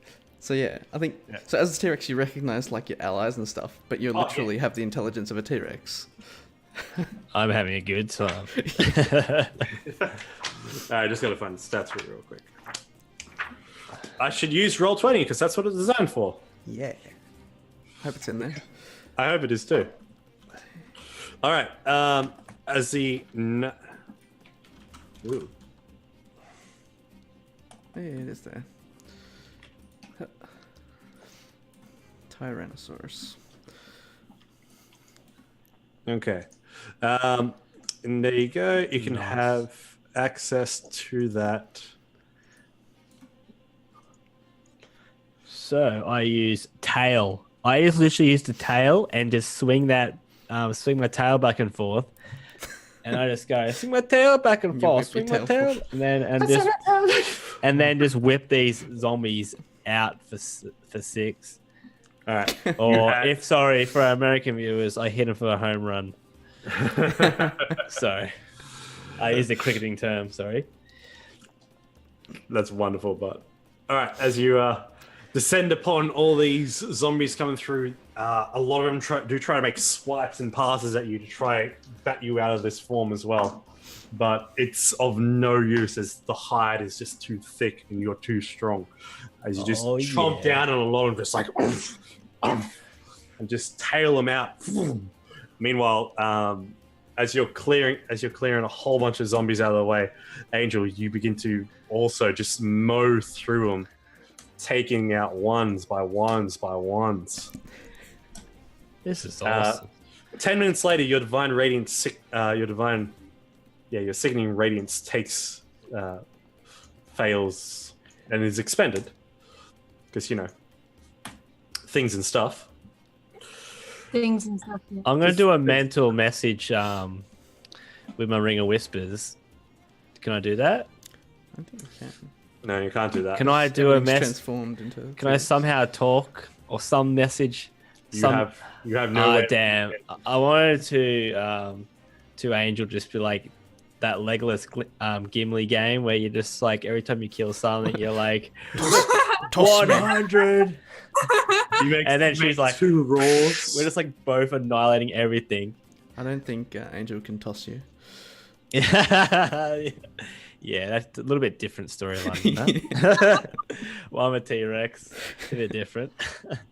Nobody tosses a T-Rex. It's just not practical. As the night continues going on, undead flow into the area as well, up to the point that an hour passes during the form of polymorph as well. So do I know when it's going to finish? Like I can know. I could let you know. I could just send you a message. So if you send me no at the time that it passes, I want to jump in the air as a T-Rex, and then I use the gauntlet to go straight back. Swing away. And straight back, and I just like, oh yeah, oh yeah. Wonderful. And you make your way back over. It's at this point that a lot of gear is being expended, but the numbers have thinned. What are we waiting for? How are Ikram and the Knights doing? Ikram is up there bolstering a lot of them, and he's making sure they're like every time one gets hurt, he puts a hand on one to just pump one little point of health back into him. He uses his crippler, and you hear him goes boom, boom, as these 6 zombies at each strike just go flying over. Once he has some range, he gets back after getting out of his bear form and uses Mama's bow. He sends multiple shots just going flying, and flying. Still striking a lot of them down. By the time the Tyrannosaurus is over, he basically calls everyone back over using plant growth to make Lift them up. Well, to basically make like a little ladder that forms out of the what's it called, the wall, right. Out of the ground, up the wall that the knights then climb up on after they're exhausted, bruised and bloody, and only one has fallen, but Ikra manages to put him on his shoulder and climb back over the top before cancelling the spell out as a spell. Then forces the ladder to basically just fall down to the ground or recede into the wood.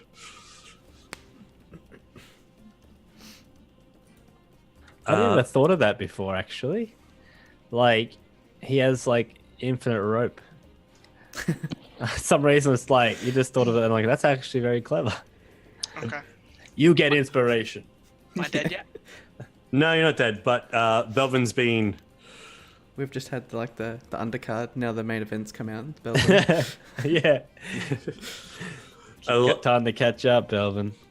A lot of the soldiers are running low on munitions at this point, but they're taking whatever they do have and they're using it. They're breaking wood and using it as javelins.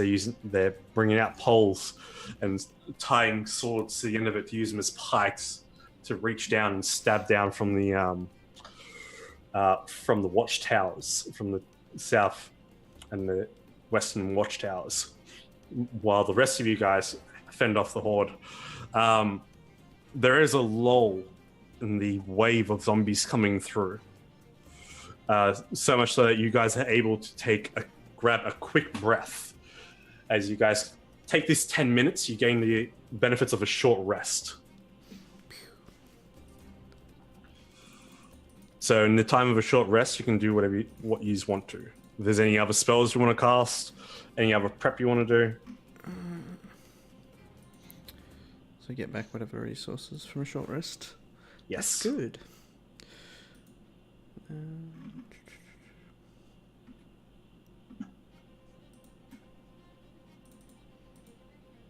No. So you said we thinned out their hordes, but like, how many have we killed? Make an intelligence check. And tell me what it is. 9. 9. It's a lot. You weren't keeping count. A lot of them came in at first and were approaching from different areas, and it's a lot. Can we tell, like, how many are left, roughly? Based on, like, the rate they've been slowing down? 1, 2, 3. You said they've been slowing down, so, like, from that, can we sort of tell how much is left, roughly? Out in the field, there's probably about 75, 80. That's not too bad.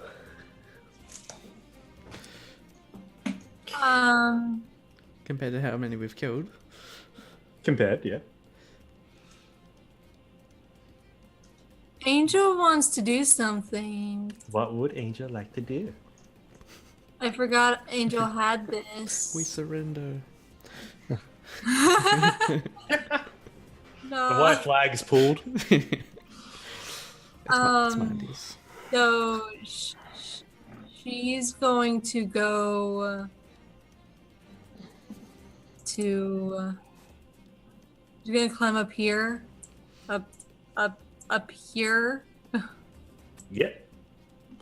and she's She opens her robes a little bit, and y'all see a patchy mess all over the place. And she's going to pull a patch off, throw it down, and I would like to put a pit. Ha!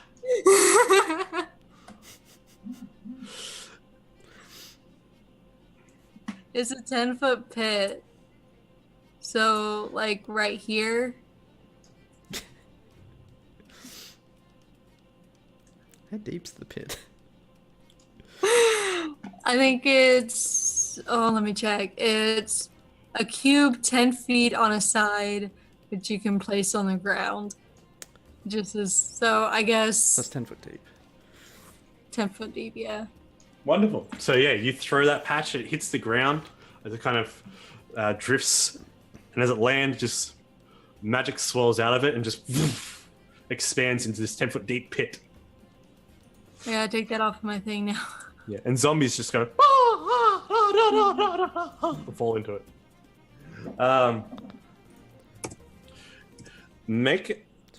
It's at that point that the undead begin to funnel out to the sides. Sorry, I refreshed the stream and the music went real loud. Oh, I see. Okay. Yep. It's like no different. Never mind. Carry on. Yeah, the undead begin to form down around to the side and funnel down around that way. How many more zombies just walk straight into the pit? At this point, it's getting ready to fill up. It's like they're just coming towards the people. It's basically just become a foot, like just become pavement for other zombies to just walk on top of. Are zombies flammable? Everything's flammable if you try enough. All right, I'm gonna. Well, can I throw some oil and firebolt it in the pit? Yes, you can. All right. Belvin, you've been assisting with the troops, helping guide and guide and point them in the right direction as a old soldier would, giving out inspiration and telling them where to hit, where to shoot. You've also taken a crossbow a couple of times and shot with them as you know how to use one.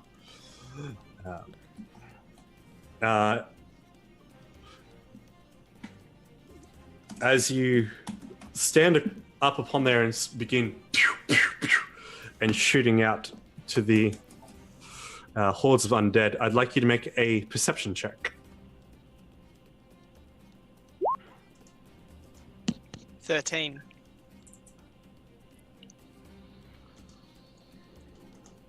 13. With that, out in the darkness, your dark vision then that you've been granted by Ikram then picks up this very strange blot. This approaching little strange cloud of sorts approaching through the fog. In what direction? From the west, heading towards you. Heading towards the camp.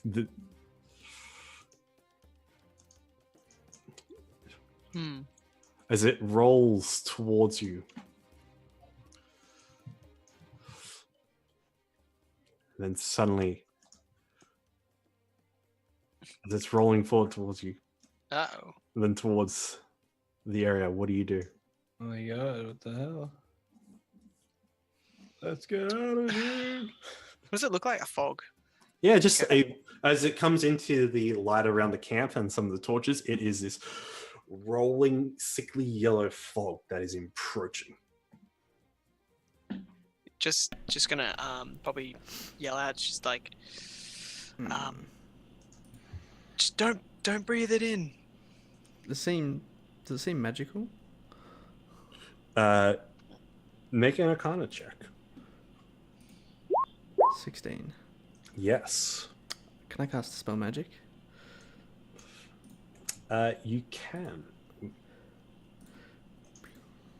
All right. So what'd you get Quick on? thinking. What'd you get? On what? You got to make a Oh, okay. intelligence check.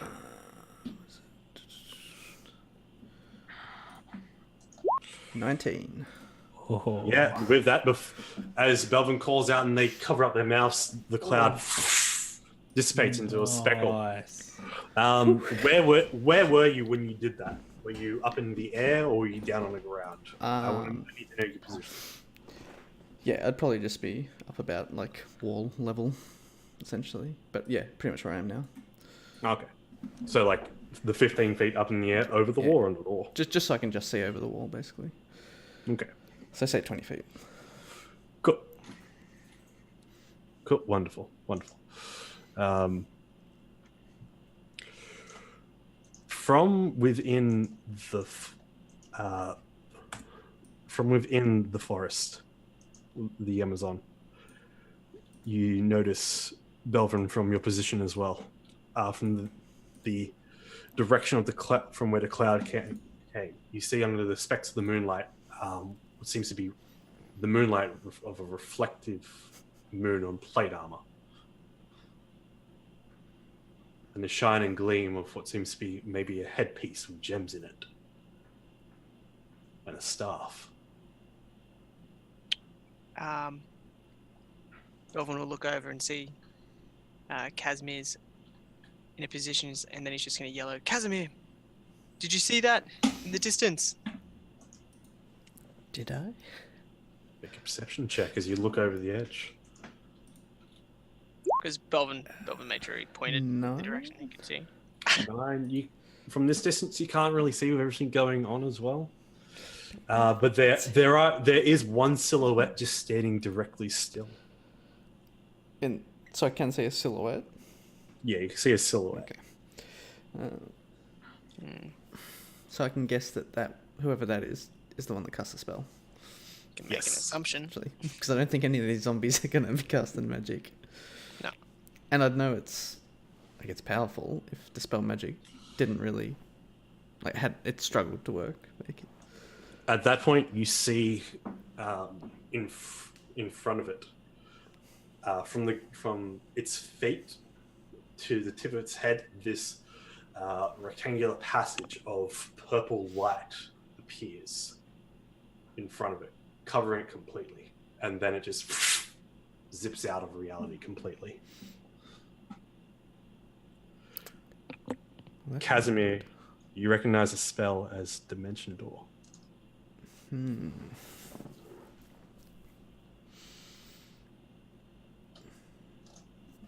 I wonder if that's like a cultist or someone else.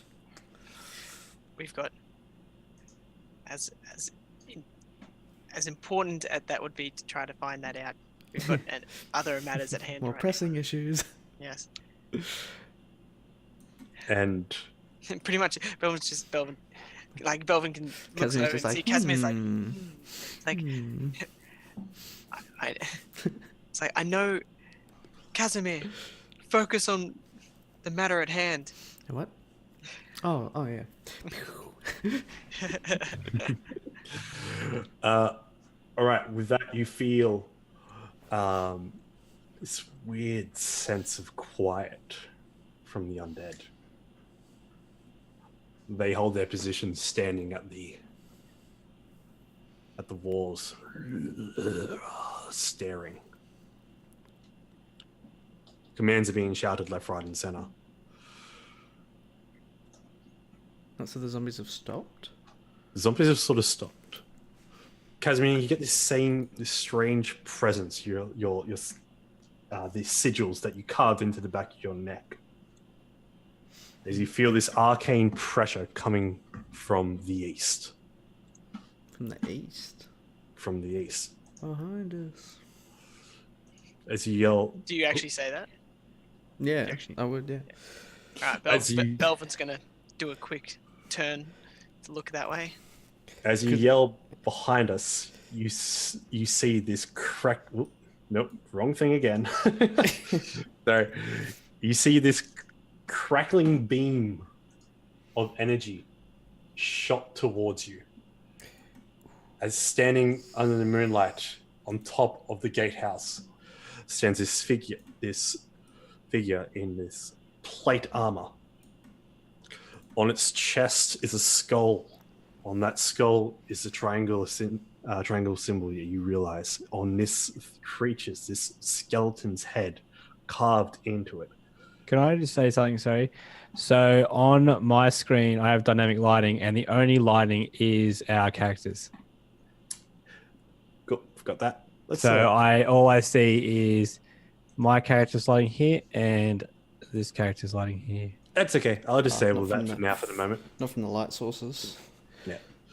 That's fair. I'm just going to disable it because the camp has enough light to provide that. So if you want to refresh, Oh my god, there he is. there you go. There you go. But yeah, Cool. he stands up here. If you want to get a zoom in on him, Enhance that image. Oh god. Skeletor. you see he's got a skull on his pauldron over here, a skull on the pauldron here. He's got these green robes that flow down with brass inlaid. Purple is adorned within the inside of the robes, and he's holding this staff made of bone that then coils up into a ball, holding what seems to be another skull. And Casimir, as you turn around, from his finger is a crackling green beam of energy. Oh dear. Striking towards you. I need you. Towards you. Ooh.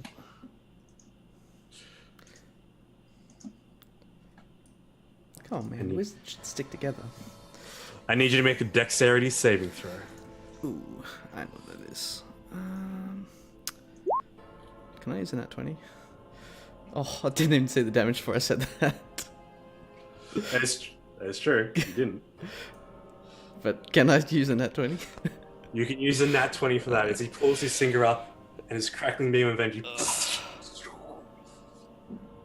strikes towards you, just clipping your robes, disintegrating, turning into ash, and you feel the sear of force from that impact around your flank and underneath your arm, causing considerable force pain as you take 41 points of damage. Disintegrate's all or nothing, I think. Sorry. I think so. I just want to check as well. Thank Does you. he disintegrate? Disintegrate. I think I avoid disintegrating. Oh, I'm sorry.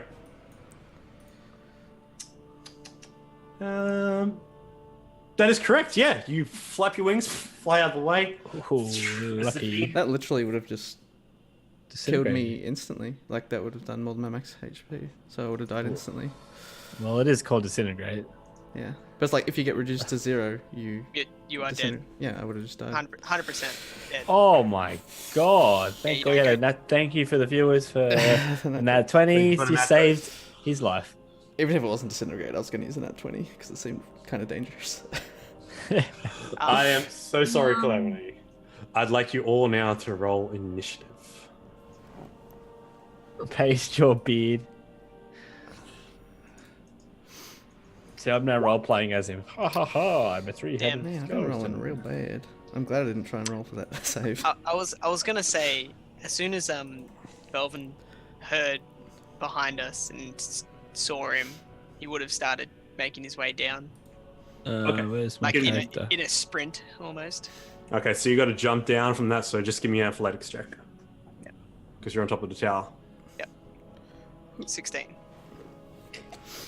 You easily jump down and move half your movement, getting towards this guy who's up top of the guard tower. Who am I missing? Missing Me. Belvin. Me. You didn't click on his character. I haven't done it yet. Ah, Did Ikram click on his character? did he do it? Oh wow, everybody. Everyone's rolling bad. Wow. So Ikram, zombies alright. have halted, right? Zombies are halted on the other side of the wall. Okay. It's now I'm coming across as well. Wait, so the zombies are halted or they're climbing? Yeah, they don't seem to be doing anything, so we can let them be that's now. Good. At this That's point in time, very, very nice. So looking. convenient. okay. So until otherwise. Where is that? Okay, so please hold. Thank you. Holding. All right, wonderful. Just gotta put this in for these guys, and they got. I guessed how I. I think Clemony's talking to you. Oh, Tree. Is Guest your real name? Because it says guest on the stream. Imagine if your name actually was Guest. That'd be pretty awkward.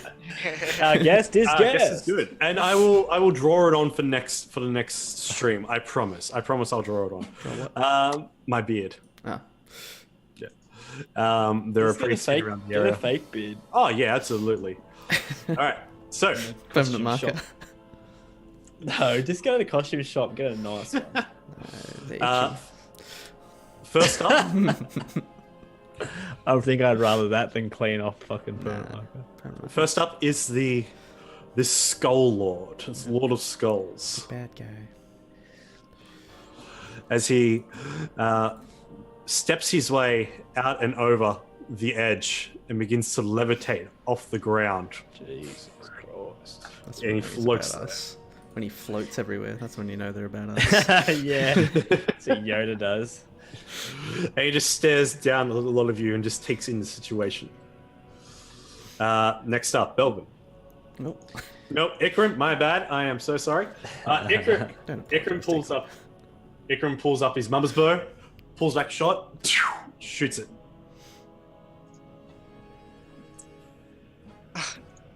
That was the cripple, Rolled luckily. the wrong thing. This floating skull lord literally takes his free hand and bats the radiant arrow out of existence. Oh, they're the same rolls. We know he rolled a 1. Yeah, but you rolled the that's- cripple though. Oh, okay, That was the my fake. mistake. Sorry. I'm sorry. But if they're the same rolls, then They are on the same initiative. Yes. Yeah. Sorry. no, it's all good. Howard. Typical Ikram things. Just At that point, you see from the hand that batted it away, brings the hand back up in line with Ikram, and you see fire begin to conjure from his hand and then burst out, flying towards him. As he's going to get hit with a 16. Wonderful. The bad guy did that. The bad guy did that. Casted a firebolt at him. And now it is Belvin's turn.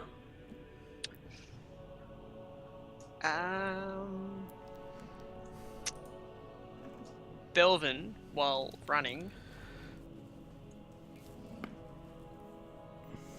this is 30 feet, just fire. So, halfway while he's running, he's just gonna grab his gauntlet, and it flares up in the middle here, and then just four rays of fire just and zone in on this guy Wonderful. as he's running, and he's just holding his arm, just circulate, and then fires up. Each of these flaming, scorching missiles go flying towards him, so make those 4 attacks. Let's get those Ugh. dramatic effects. Oh my Oh, nice. 3 First one. should hit. Hopefully. So the first one goes wide, the other 3 all bang into his chest. As he just reels from him just a little bit and forces him back 5 feet. Just through the air. Right, so it's going to be 25 points of damage. Nice. Yeah, as he's hit where the Skull Lord reels back and just looks down at you.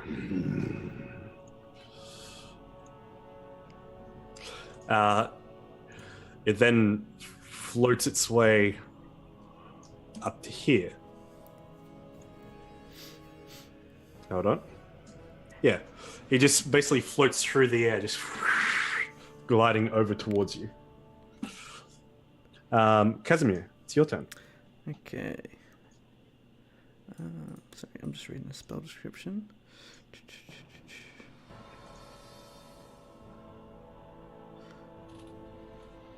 I'm going to... I'll fly over to here.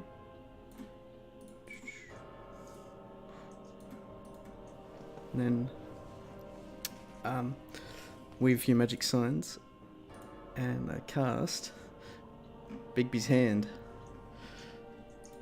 Ooh. And then, like, bursting up from beneath it is a spectral hand that goes to grab him. Yeah, and what are you going to do with that hand? Go to grab him. Ah, grab away. So I want to grapple a huge or smaller creature within 5 feet. Now I think if it's grappled, it's restrained. Or maybe not. Anyway. So I think it's just a grapple check. Okay, so it's going to be athletics. Or acrobatics, I don't know. Whatever it has better. Okay. All right, athletics. For an 11. Versus the And hand with- 16. With that, it's held up. You see it strain and be quite aggressive against it. And then as a bonus action, I can What is this? crush it with the hand to do 2d6 Anime plus intelligence. action. As we've gone full anime, as the hands come up and grab it and just like And grappling against it. As a bonus action, I can crush it for 15 damage. Okay, wonderful. Perfect. All right. And then I will use my last 5 foot to duck behind this tent. Cool. Sensor, your move. Oh yeah. Okay. The fuck did you go? There it is. What's the highest? Actually, let me just see the range. I gotta refer back to my document. Sorry, I just need to see a range of something.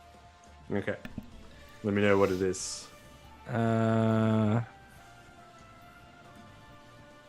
Okay. Cool. Let's do some measurements.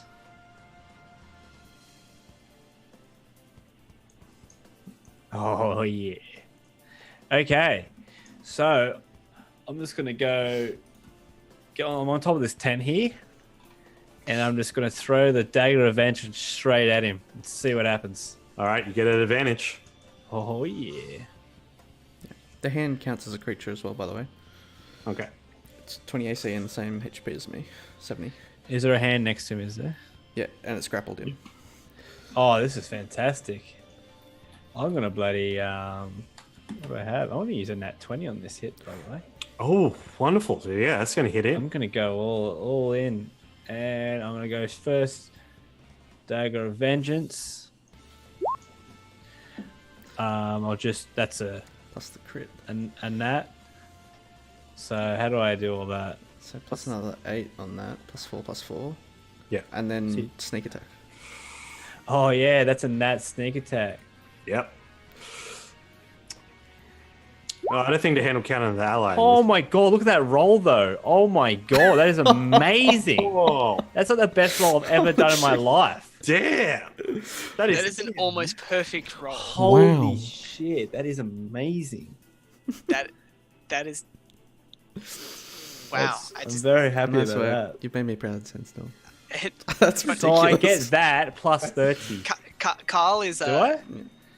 Carl's like so frustrated I because was every time he throws like bosses at us, We no one just rolls cr- really good like that. I know. That's This ridiculous. is insane. Wow, and with that, the dagger going in, just like, and you see the skull begin to crack. And you know what? That's I still have my offhand dagger, Yeah. which is also a crit. Well, the God, daggers, no. you still have to roll for But that. the first dagger was the crit. Yeah. Well, there you go. There's some more damage then. The second one, yeah, strikes into its chest. It Jeez. cries. And now I'm going to. Well, he's grappled, isn't he? So I don't have to use a. I'm actually going to just step back. It can still attack if it's just grappled, I think. It can? Yeah. Okay, well, I'll use disengage then, and I'll just get back behind Velvet. So I'm in, bang, and then come back here. And I'm just like, Shield pretty Elven. good. He does the shield wall, and I'm just standing behind him. That was fantastic. I'm just wow, That's 29. generally how it works. That was ridiculous. Oh my god, that's incredible. That's a sneak attack. That's not even like my proper attack. Well, that is essentially a rogue's proper attack. Yeah. Oh my god. All I'm your so happy damage about comes that. from sneak attack. Wow. Wonderful. Within its hand, that's basically, it is grappled, but it managed to pull its hand out and pulls fire into its hand, and it just softly is shot out towards Sandstorm. Can I counterspell it? Oh, no, never mind. I can't see it anyway because I'm behind cover. Oh, Oh. And as you step back and hold your ground, daggerless, burn straight to the face, singe on the eyes. You take 32 points of fire damage. ow. It pops you Everyone's straight back. Rolling well tonight.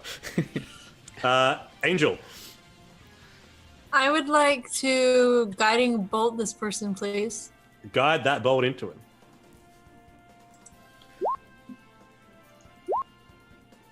$30. To hit? Oh, Yeah. That's a my good roll. gosh. I was almost a crit. All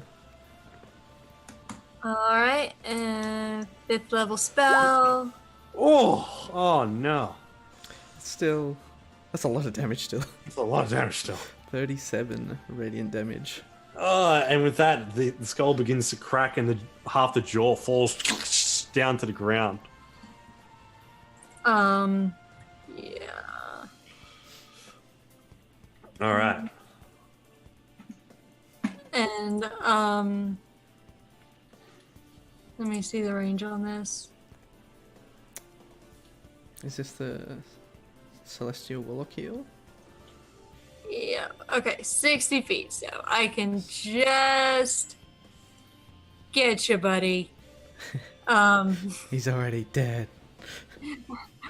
Yeah, she sees this lady, man, person. Don't know what it is. Zombo. Fireball Senior. the heck out of Sandstorm, and she's gonna heal him for. Let's find out. Let me find it. Okay, we'll send 4 dice for 12 healing. It's not, but it's something. It's still a bit of healing. Where is he? That's pretty good though. That's a bonus action as well. That's good. Okay. So you see a lot of the forces in this area, they take up their arms, they send out their crossbows and begin shooting. I'm going to roll 4 dice. Any of them hit, they will deal. One is with advantage because he's glowing like a nice little rainbow. Oh, hell yeah. So 4 of them are going to hit, so I'm just going to roll some mass damage. Oh, they all hit. 3 out of the 4 hit. Yep. So that's good. Get out Cool. of here. So with that, 6 bolts just go in through his plate,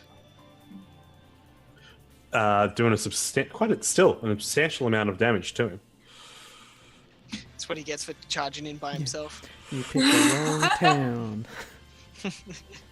You see as he's there, his free hand curls like this, and he then dimension doors. Can I counterspell it? You can attempt to counterspell it. Because we've seen him cast Dimension Door once now, right? Yes. So I'd know the signs and stuff. Oh yeah. You can tell And when I- like that spell comes into effect as well. Yeah, so I actually know the spell. Yeah, you know the spell. So I could cast a counterspell with a 4th level spell and automatically cancel it. Like I don't have to guess that it's a high level spell. No. As you go to counterspell him, his crown flashes as he counterspells your counterspell, matching you. Can I With a fourth level spell? His counterspell. Yeah. Counter spellception. As you all use your counter spells up and use your reactions, he's stuck there. Counter spells going off because you're at 5th level, so it automatically succeeds. So visually, what actually does visually they're like just concentrating faces and nothing actually It's like Harry happens. Potter. Yeah, there's like a small flash from each of them at very points, like from their And nothing arcane focuses, and then like nothing happens. It's like Expression of hate in this thing's eyes is just like in its sockets. I'd like to think there was like a crack. Actually, no, hold on. In the air, just like as the whole clashing counterspell, then also just. It's like Goku and Vegeta's like beams hitting each other. yeah, and they just cancel Sorry, each other out. I'm sorry to get meta and DM on you, but you did say you're hiding behind cover. So that would have broken line of sight. So none of that happened. None of that happened. When's the retcon ever go in our favour? Never. Exactly. Always. It always does. What? As much as Carl would like it not to, but Angel, you can still attempt if you want to, because you can see him. Yeah. And it's 5th level automatically.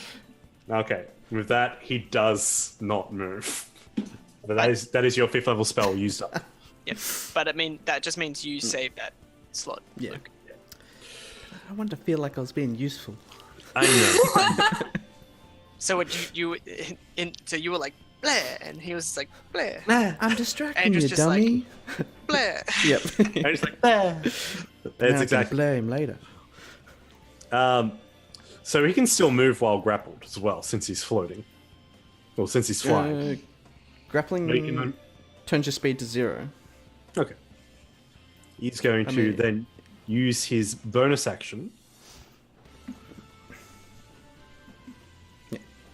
As you see his hand emanate with this frost that then creaks over. And from him, a cone of cold fires out as he metamagics this energy into existence. Where's that turn? There's 2 of them. I saw They're that too. multiplying. Oh no. Okay, so one was a mistake, and I'd like to apologize for that. Okay. And you're going to see a little. There we go. Get it to his mate. Okay, you got his mate. Yeah, hold on, please stand by. For some reason, the thing goes. But here is a cone of cold. Why, thank you. Ow. Is that con save? So let's see. Everyone in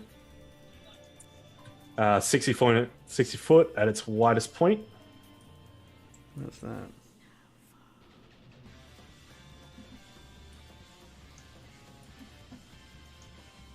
So basically, 60 foot. That's 60 feet. I don't know if you want to make a line or something for reference. that's 40. What? 40. No, I'm saying that's a 60-foot line, so that's how wide it'll be at the tip. Oh, yeah, absolutely. So, yeah, it's basically going to cover the entirety of the camp. So I'm going to need everyone to make constitution saves within that area. Oh. You're fine. Ikram's fine. These guys down there are fine. So But the guys basically, in like- there... All the guys... Disco? that guy over there? No. Okay. But pretty much everyone else here. Everyone else down there? Yeah. Rip. As this ice emanates. That's not his spell save either. I was thinking that was a bit low. Yeah. No, it's definitely not that. That's right, we can roll. Roll the 20 is going insane. Yeah. Oh, and that's initiative for some reason.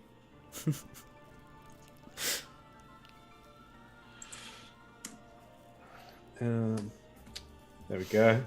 Yeah, The it's not spell our technical difficulties. exactly. But yeah, the spell save DC is 18, not 15. 15. All right, so I'm going to do 3 rolls for everyone down there. Fail, fail, fail. And Sandstorm and Belvin. Sandstorm and Belvin, give me those con saves, my friends. As you are hit with this torrent of frost being placed down upon you. I was going to say, remember Aura of Protection, but it's not going to help you. And the Spellborn has 10 Charisma. No. Plus 10. No, it's only +3. Belvin's going to use his racial feat, Human Determination. Go the humans. And where I make 1 saving throw at advantage. All right then. Because I'm just that determined of a human. I'm determined to live.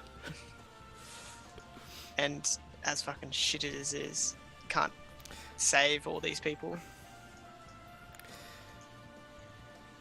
It's funny the damage roll is less than just sneak attack, Robbie. Oh yeah, that was a fucking huge crit. 8d8 That was versus amazing. 5d6. All right. Oh, good save. Nice. So you're only going to take half there. Then that's its turn. Ikram's going to do a bursting arrow at him. Oh, for a good hit. And he's going to do a whopping amount of force, and this thing is just not looking good at all. How high up is it in the air? 25 feet. Bitch. Belvin, your move. You can hold your turn if you want.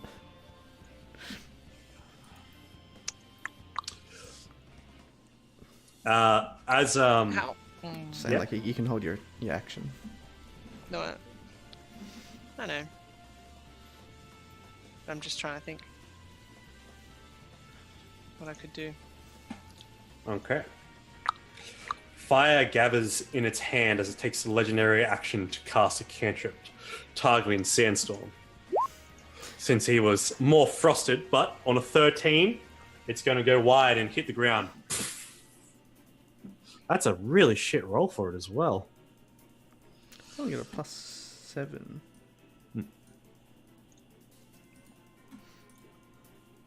Why is his proficiency so low? Can- That's so weird. I don't know, man. I don't know what it's supposed to be. I actually. Yeah. All right. I don't know if this will work, but okay. Belvin, sword and shield in his hand, just keeps pretty much running. The firebot that it shot at Sandstorm, that's pretty much was behind him. He can just like bat it out of the air. Goes wide. You just knock it out. And he gets to about there, and he's going to use Misty Step, where he's going to be right underneath it, and he's just going to Misty Step, and he's going to appear above it and fall down on it, sword facing downwards. Could Land on Belvin it. stand on the hand? Yeah? Oh yeah. Oh, I can land on the hand. It's Yeah. a special image. You can land on the hand. Oh, well, there you go. Well, there you go. As you whoosh, appear Land on it. onto the hand and then just downwards. Plunge. Back it. At Stab him. advantage. Yes. Because that's fucking sick. Man. Everyone's been rolling bad, except Sandstorm. All right. No, fuck Well, that. I did used- get a bad I used con. my inspiration to redo that. Can I use inspiration to re-roll that? You can use your inspiration to re-roll that, yes. Yes. I'll use that.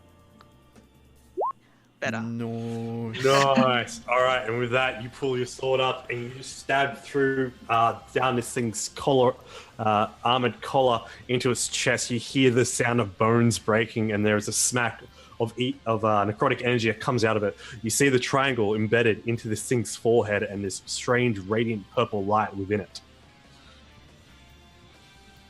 Yep. As you do a whopping amount of damage. 24. Does it Yep. look like Radiant's doing extra And- to this? Not entirely, no. All right. And then if it's still going, I mean, I get my second attack. You get your second attack. And pretty much just takes the sword up, and then just goes for a slashing movement. Hopefully, cuts it to pieces. Ooh, as you bring your sword down, its eyes flash as a radiant blue shield emanates around as your sword ting off the edge. He used shield. Wait, Shield. is it the same turn? Did it count as No. spell this turn? No, it was the last time. No, it was last time. Yeah. And can I use shield bash still on this? Well, no, since you didn't hit with that second attack. Yeah. no. Okay. No, fair enough. Damn. Imagine it just like. Isn't it? Oh, All right, Casimir, you've got this thing Okay. up in the air, held. While I've still got it grappled, I'll use a bonus action to crush it for another 2d6 plus intelligence. Yep. So it takes 10 force damage. Oof, wonderful. And yeah, you see a leg and fall down. Good.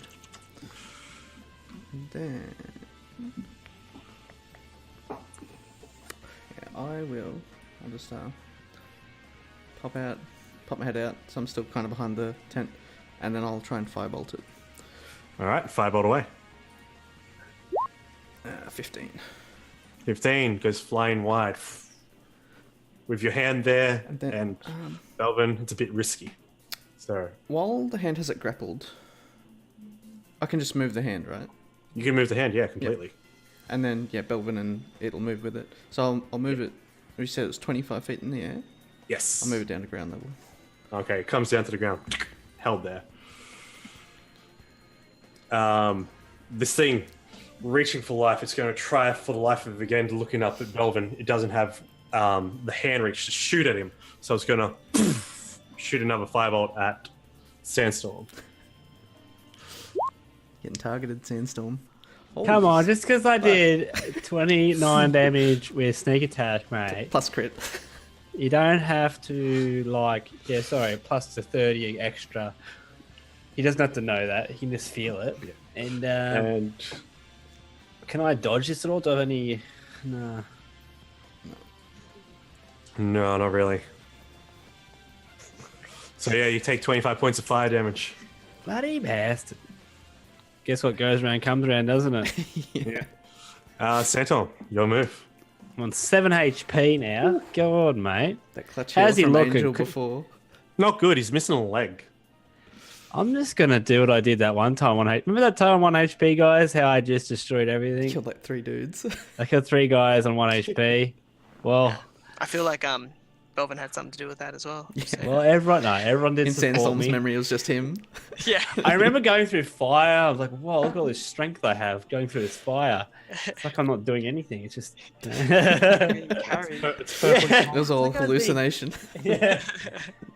But I'm just gonna go. Well, I see him. I think, well, Belvin's there. The big hand's there. I'm weak, but it doesn't matter because I'm just gonna go in and do the same thing again. Your daggers are in its armor. Maybe my daggers and armor. You threw your daggers at him. I teleport over and Yeah, I teleport. I always take them back. Oh, I missed that spot then. I'm sorry. Sorry, that's how. Yeah. That's all good. All good. So that's how that whole calculation of Yeah. throwing, because I can do 60 feet of throwing. Sorry. Maybe I didn't specify. Maybe I thought in my mind and I just sort of think that you can read my mind. Whoops, sorry about All the time. Yep. So, but this, I'll say my thoughts out loud this time. So I throw my dagger of vengeance straight at him again. Is this advantage? Is he still grappled? He's still grappled, yes. And he still Okay. has his shield up. I think it lasts a turn. He's And this last time, I turn into an arc of lightning and I follow the dagger. And I go straight through, and then it, boom, and it stabs him. And then I teleport again and it's like, I'm back. And then I do the sneak attack. The other end of the spectrum. No. Damn it! Come on. And then I just do another attack with my second.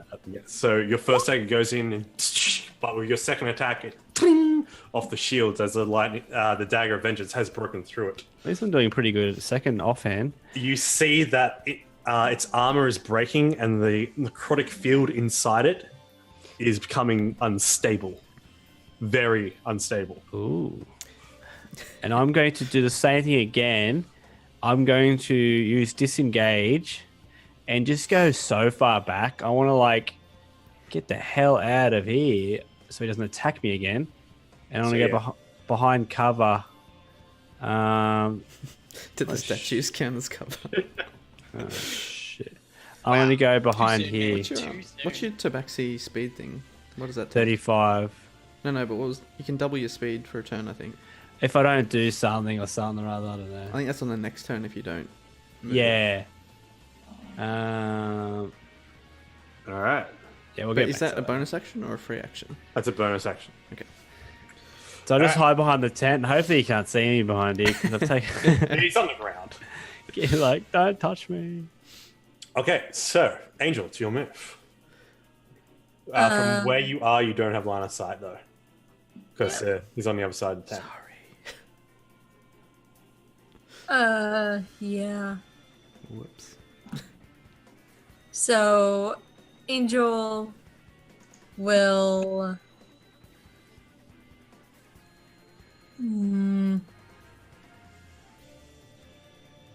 Angel is gonna transform, please.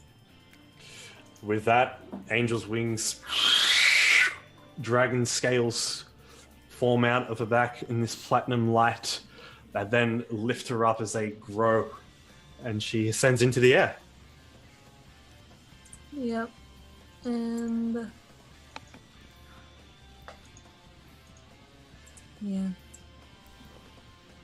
She will go here.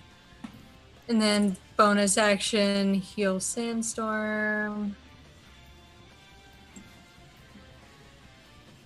20. There you go.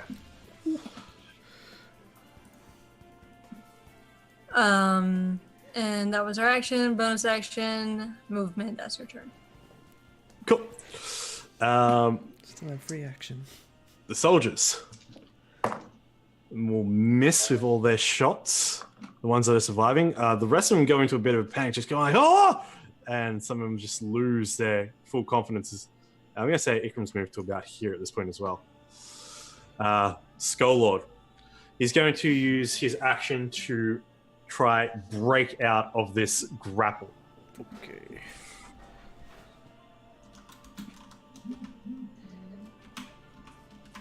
And I'm going to use a natural 1 for you there, Casimir. It's still 13? Still 13? Because it's got 26 strength for hand. So it has a +8 modifier to athletics. Is that right? I mean, I don't think this guy's strong. Holy shit, he's got a +7? Yeah. What do you roll? Okay, he is strong. Yeah. Oh, roll 5. His name's the best. Skull Lord. Yeah. I am Skull Lord. I don't think his mum named him that. No, his mum didn't name him that. It's definitely he named himself that. Yeah, he's one of those guys. When he was a kid and never changed it. I am Skull Lord. So what was your score? 13. 13. Damn. All right. He wants to kill us, but he can't. The claw. Yeah, and his speed is 0. If he's grappled, yeah. If he's He grappled? can still do other stuff, though. Oh, yeah. Okay, so His speed 0. Okay, so he's going to bonus action Misty Step out and away from there To where? to here.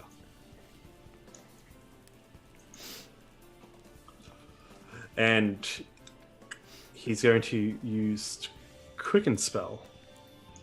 Actually, no. He's going to spend his action. Oh, wait, no. What's he done? Action. Bonus Bonus action. action. All right. He's still got legendary actions. He does. And he's going to use the rest of his movement to get directly all the way up at Sandstorm. Ikram then comes around the corner with the bow drawn, draws an arrow, and shoots at him.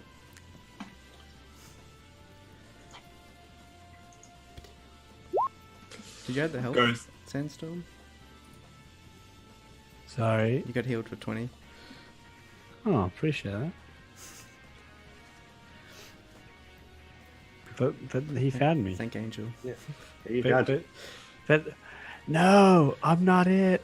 Not in. The arrow goes flying past, and as he reaches out towards Sandstorm, going for your hip, going towards the bag of holding, he brings his club, his staff up and over the top, and you see the clawed hand coming down to drop upon your head. Can I get out of here? Please let me leave. 16's going to hit. For no, it's not. it doesn't. I flip out of the way on a 17. See you later, shitlord. That's your real name. Belvin, your turn. Oh shit. Did I see whereabouts it went? Because it missed. Yeah, he popped up over here and then went behind a tent. Okay. And you're on ground level, by the way. Yeah, cool. Alright, well, I'm gonna appear behind, or appear around the corner and then see that tried to grab Sandstorm. The guy. And, He tried. He did. and I'm gonna be flanking him. I'm gonna be Surprise, hitting motherfucker. him from behind. Okay, so you get advantage on the attack. Boom. Boom. How do you want to do it? The 1-2 brother move. Well, if he's like missed the grab and Sandstorm's going back, jumped out of the way, Belvin just comes up behind him and just shoves the sword right up through, comes out through his chest, through the skull face thing. Went through him such force. There is a reel of energy as he reaches back and goes, and then points towards Sandstorm. There seems to be a little bit of crackling purple light from his finger. Oh, fuck. As this beam goes shooting out into the sky, and you hear Casimir actually, and anyone else who can understand Infernal. Mm-hmm. Crown. It's spoken in Infernal. Crown. Crown. With Only Casimir heard that. I'm just metagaming. Yeah, I No, understand. from the light, from the chest wound, the purple light spills out, and there's an explosion. Can I cast a spell? No. Can Belvin just like a grenade shield it, pretty much bring it in towards him and just kind of try to shield it Okay. anyway, Okay. and just like kind of jump on it like a grenade.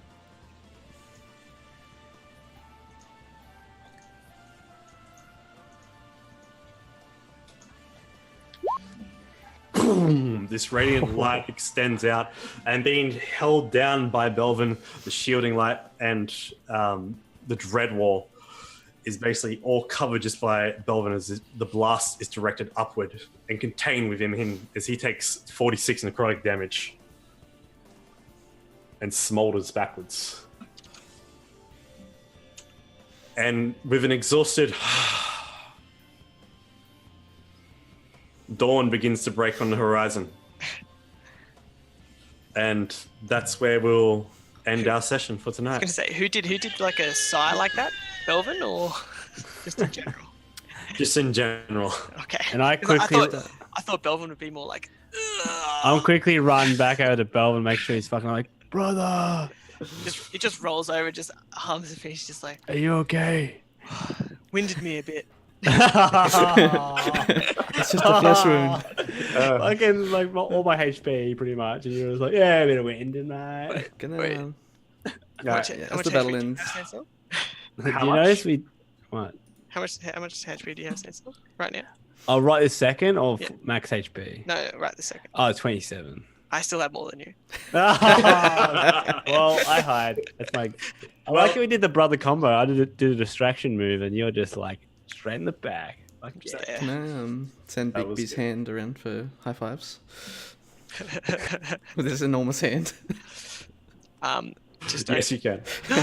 But we are Dragons Are Cats, and it was wonderful to have you all viewing with us tonight. This was a all right game, and An all right game. Jesus Christ. well, okay, That all was right. fantastic.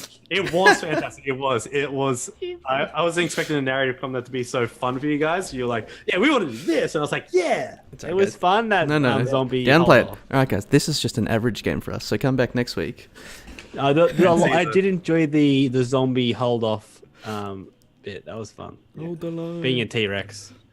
And I also should have noted, and for myself, I should have noted, hey, I might just Misty Step out first instead of two of the. I was expecting it the entire fight. I was like, this guy can dimension door. I'm sure he can Misty Step. Yeah, but you know what? I missed that because I was like, Hey.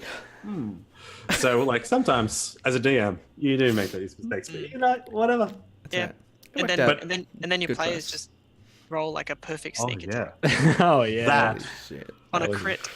that was like a stab to my own heart. That was like, oh my god, I'm so proud. It's just amazing. Anyway, That we'll be was- back next week to deal with the aftermath of the battle of Camp Vengeance and the crown that has been heard by Casimir. The crown.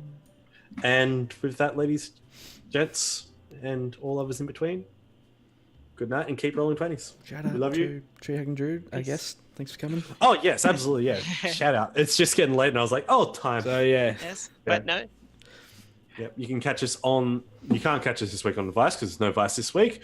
But we will all be back next week doing things, and also Tea Talk next week on Monday at 8 p.m. Yes. 8 p.m. Australian Eastern Standard Time. 9 p.m.